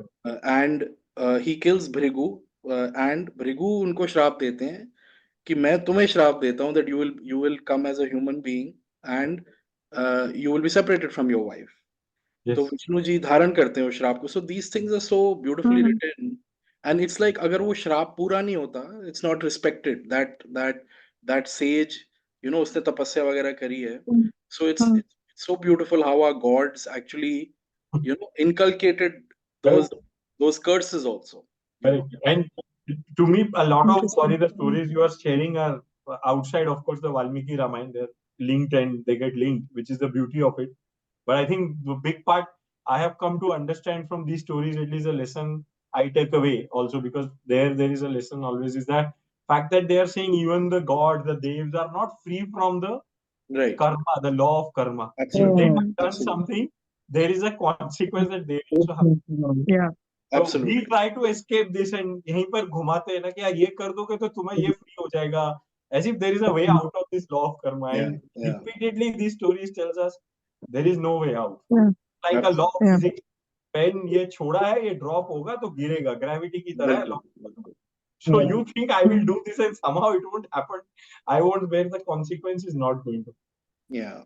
And that's the beauty of all these. A lot of these stories actually, a lot of them try and connect that. Yeah, according to me.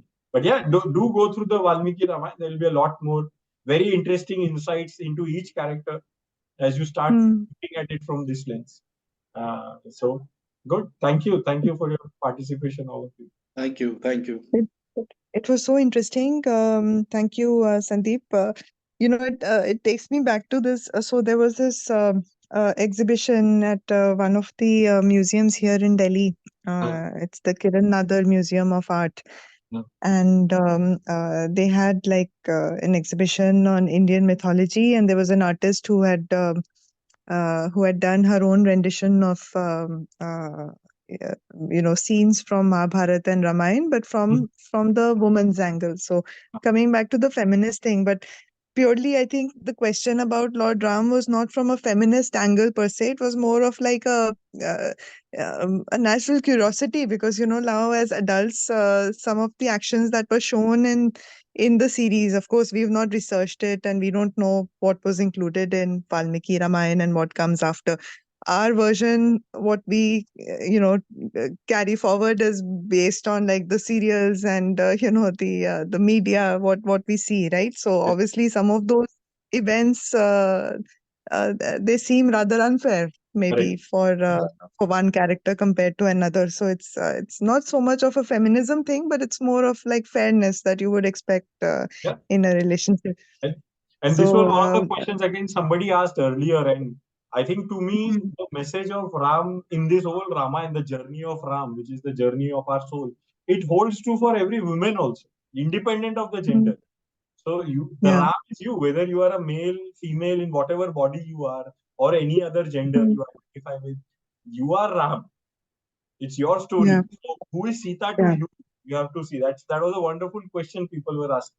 Who is your Sita? Somebody said it's my well-being, which is captured. So how do I see that? How do I know this is my well-being?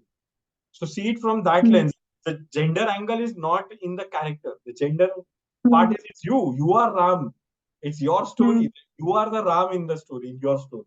So we are the hero of our own story, We are the basically. hero of our own story. That's what Yeah. that's what he's saying. People, you can say, Arey, for women it's Sita the role model, and for men it's Ram. No, for everyone the role model is Ram, independent of their gender. That's the story, Yeah. because Ram is about joy. It's what gives you joy. The joy is not gender dependent. True. Ram, the word means comes from Ram. It's beauty. It's Sundar. It's Priya. It's love. It's Anand. It's Sukh. So that's true for every gender. It's true for every human being. So it's really you are the Ram in your story. So your role model is Ram, not Sita. I think that's the first thing. In the feminism, anyway, go out because it's And that's a very interesting point that you bring up, because after all, in our own lives, we are the hero of our own lives, right? we are the hero. Yeah. It was interesting because in that same exhibition, there was this elderly lady who had come in. She was, she was also touring the exhibition, and she brought up this point, and I don't know if you agree or not. She said that between the two avatars of Lord Vishnu, Ram and Krishna, according to her, Lord Krishna was the only whole I don't know how many guns are there. 36 होते हैं या 32 होते हैं? 16. He was the Sarva 16 Gun gun. Sampan. He had Chal So and he was yeah. So her point was that actually Lord Krishna was Sarvgun Sampan and not Lord Ram. And she posed a question to the other people in the tour, and she said, "Can you guess like why? Matlab, what were the main differences between Ram and Krishna in terms of gun? Like why we say that Krishna is Sarvgun Sampan and not Ram?" And everybody took their own guesses and so on. But ultimately, what she replied, and I don't know how true that is, and I'd like to hear your view on that. She said there were two main guns which Lord Krishna had, which Lord Ram did not. And they were one, she said, was the ability of flirtation with the opposite gender. And the second one was, I forget the term that she used, but she said something of the sort like street smartness, the ability to be politically astute and to be street smart. That Krishna had, but Ram did not. So The these word- were the two guns, she said. in Hindi, I have heard the phrase Chal and Kapat. is what Chal. Yeah, Krishna but chal, but in a positive way. So I could use the word manipulation. I didn't want to because, but for a good cause, like maybe I would say more politically aware or street smart. So she said these were the two gun which in the Krishna avatar, Lord Vishnu showed all of these gun, but not in the Ram avatar. Yeah. Would you agree? Is that also like a well-known fact, or do you think that was her own view? I have heard it of these two, but I don't know. So the way I have come to understand the meta again, the structure of how these texts are, right? So Mahabharata came after Ramayana, right? And the macro cycle of our of the whole structure is divided in yugas. And what people say, or they have classified as saying, Ramayana was for a yuga, which is Tretaya Yuga, and Krishna or Mahabharata came after. So it is for the next yuga, Dwapar Yuga. So the message of Ramayana or Ram is for that yuga, where so as they say, the adharm is less. So you work in that way. And then Dwapar Yuga, adharm increase. So to be right, you need this element of chal and kapat a little bit to be used in the right. You can't be. So he had to like tailor the gun accordingly. Yeah. Correct. Yes. So you have to tailor accordingly. And then in that spirit, if you continue, actually the message of Dwapar Yuga is over because we are in Kali Yuga. And the ninth avatar, some people say, is Buddha. So Buddha's message has to take precedence. But that doesn't happen.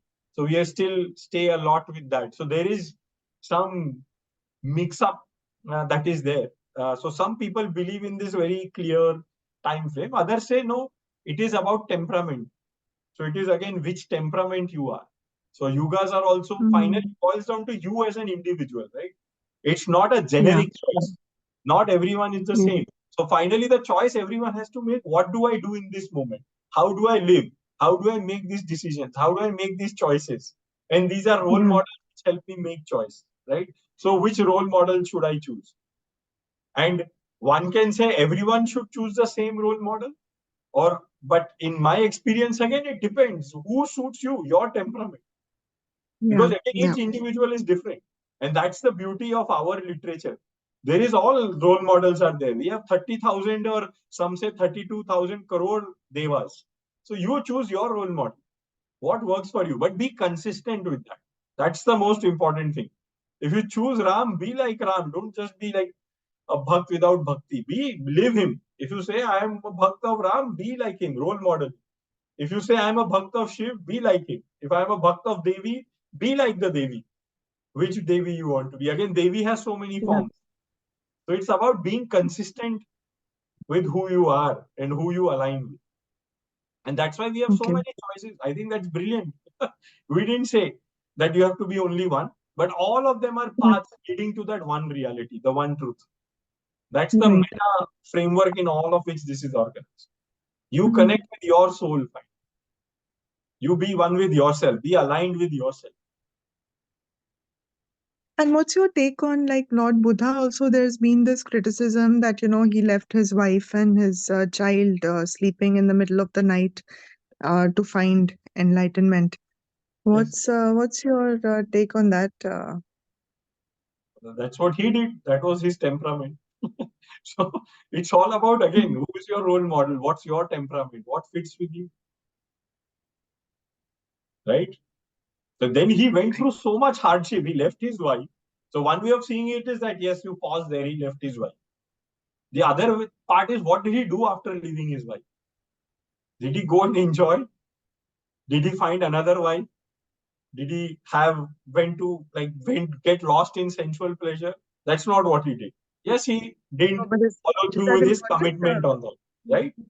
So that was his karma. He didn't follow through on his commitment, on his promise as a husband that he gave or as a father. What happened after that in his life? 8 years, such hardships nobody would have borne. People think he left his wife and then he became a Buddha. That's not his story. That's a very, very wrong representation of his story. What did he do in those 8 years? The life he led, the penance, you can say, or the hardships he went through. He went through great austerity. Does that justify that? So that's again a question. I think it's more of a personal question, I guess, right? It's a choice. Exactly. What's your temperament? Right. So he went through. So some might say the karma he did, which he didn't do, he had to bear that. He had to live through those hardships. He didn't escape that. He did. Even if he did something wrong, he didn't commit. He didn't live up to his commitment. Right. That's what he did wrong. He made a commitment to his wife. He vowed to his wife. He didn't live up to it. He was a king. He was to rule. Didn't live up to that. He was a father. He didn't live up to that. That was his karma. He faced the consequences. He just didn't become enlightened the next day. And people miss that. Miss those 8 years of what did you do. So that doesn't justify you leave your wife. No way it does that. It actually says you have to bear this hardship. If you're ready to bear it, do it.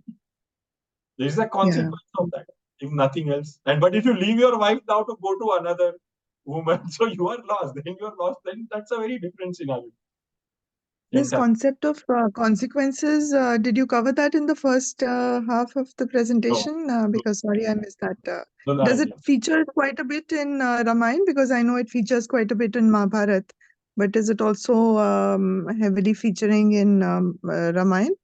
Our actions and consequences. So that's basically, there is another text. So in Ramayana, there are messages in the middle, very clear. So like the conversation between Ram and Bharat. Then there is Ram and Vibhishan also. This is known as the Vibhishan Gita. There is Ram Gita. So there are moments in the Ramayana as well where these lessons are happening. But as I said, the Bhagavad Gita has become big because it's supposed to be more contemporary. Then there is another text altogether, which is the Yoga Vasisht, which is Vasisht, who was Ram's guru till he was 16. A conversation, dialogue between them, where there is a lot of, again, that's also one of the Yoga Shastras.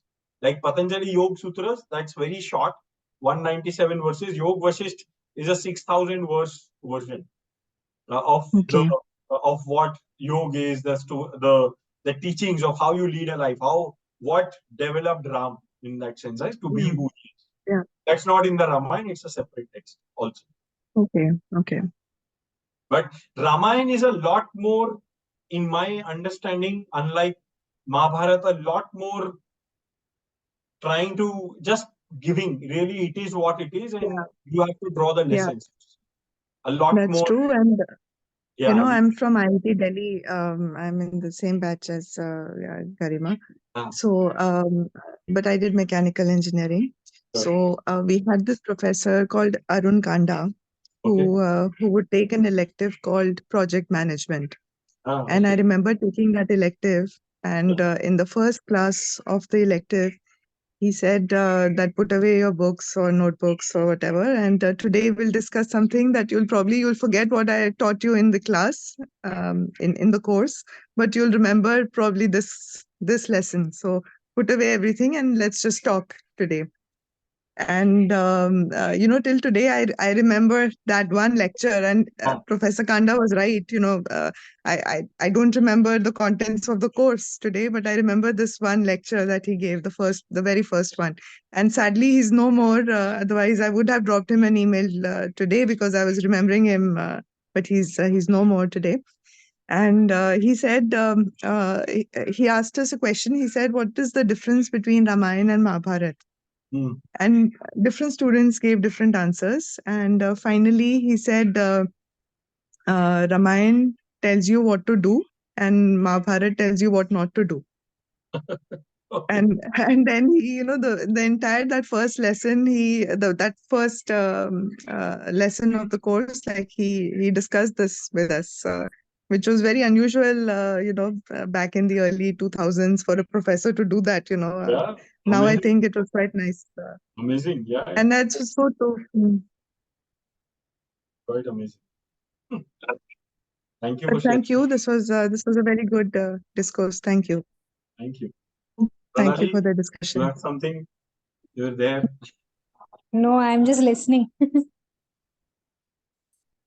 Thank you. Hope your questions got addressed or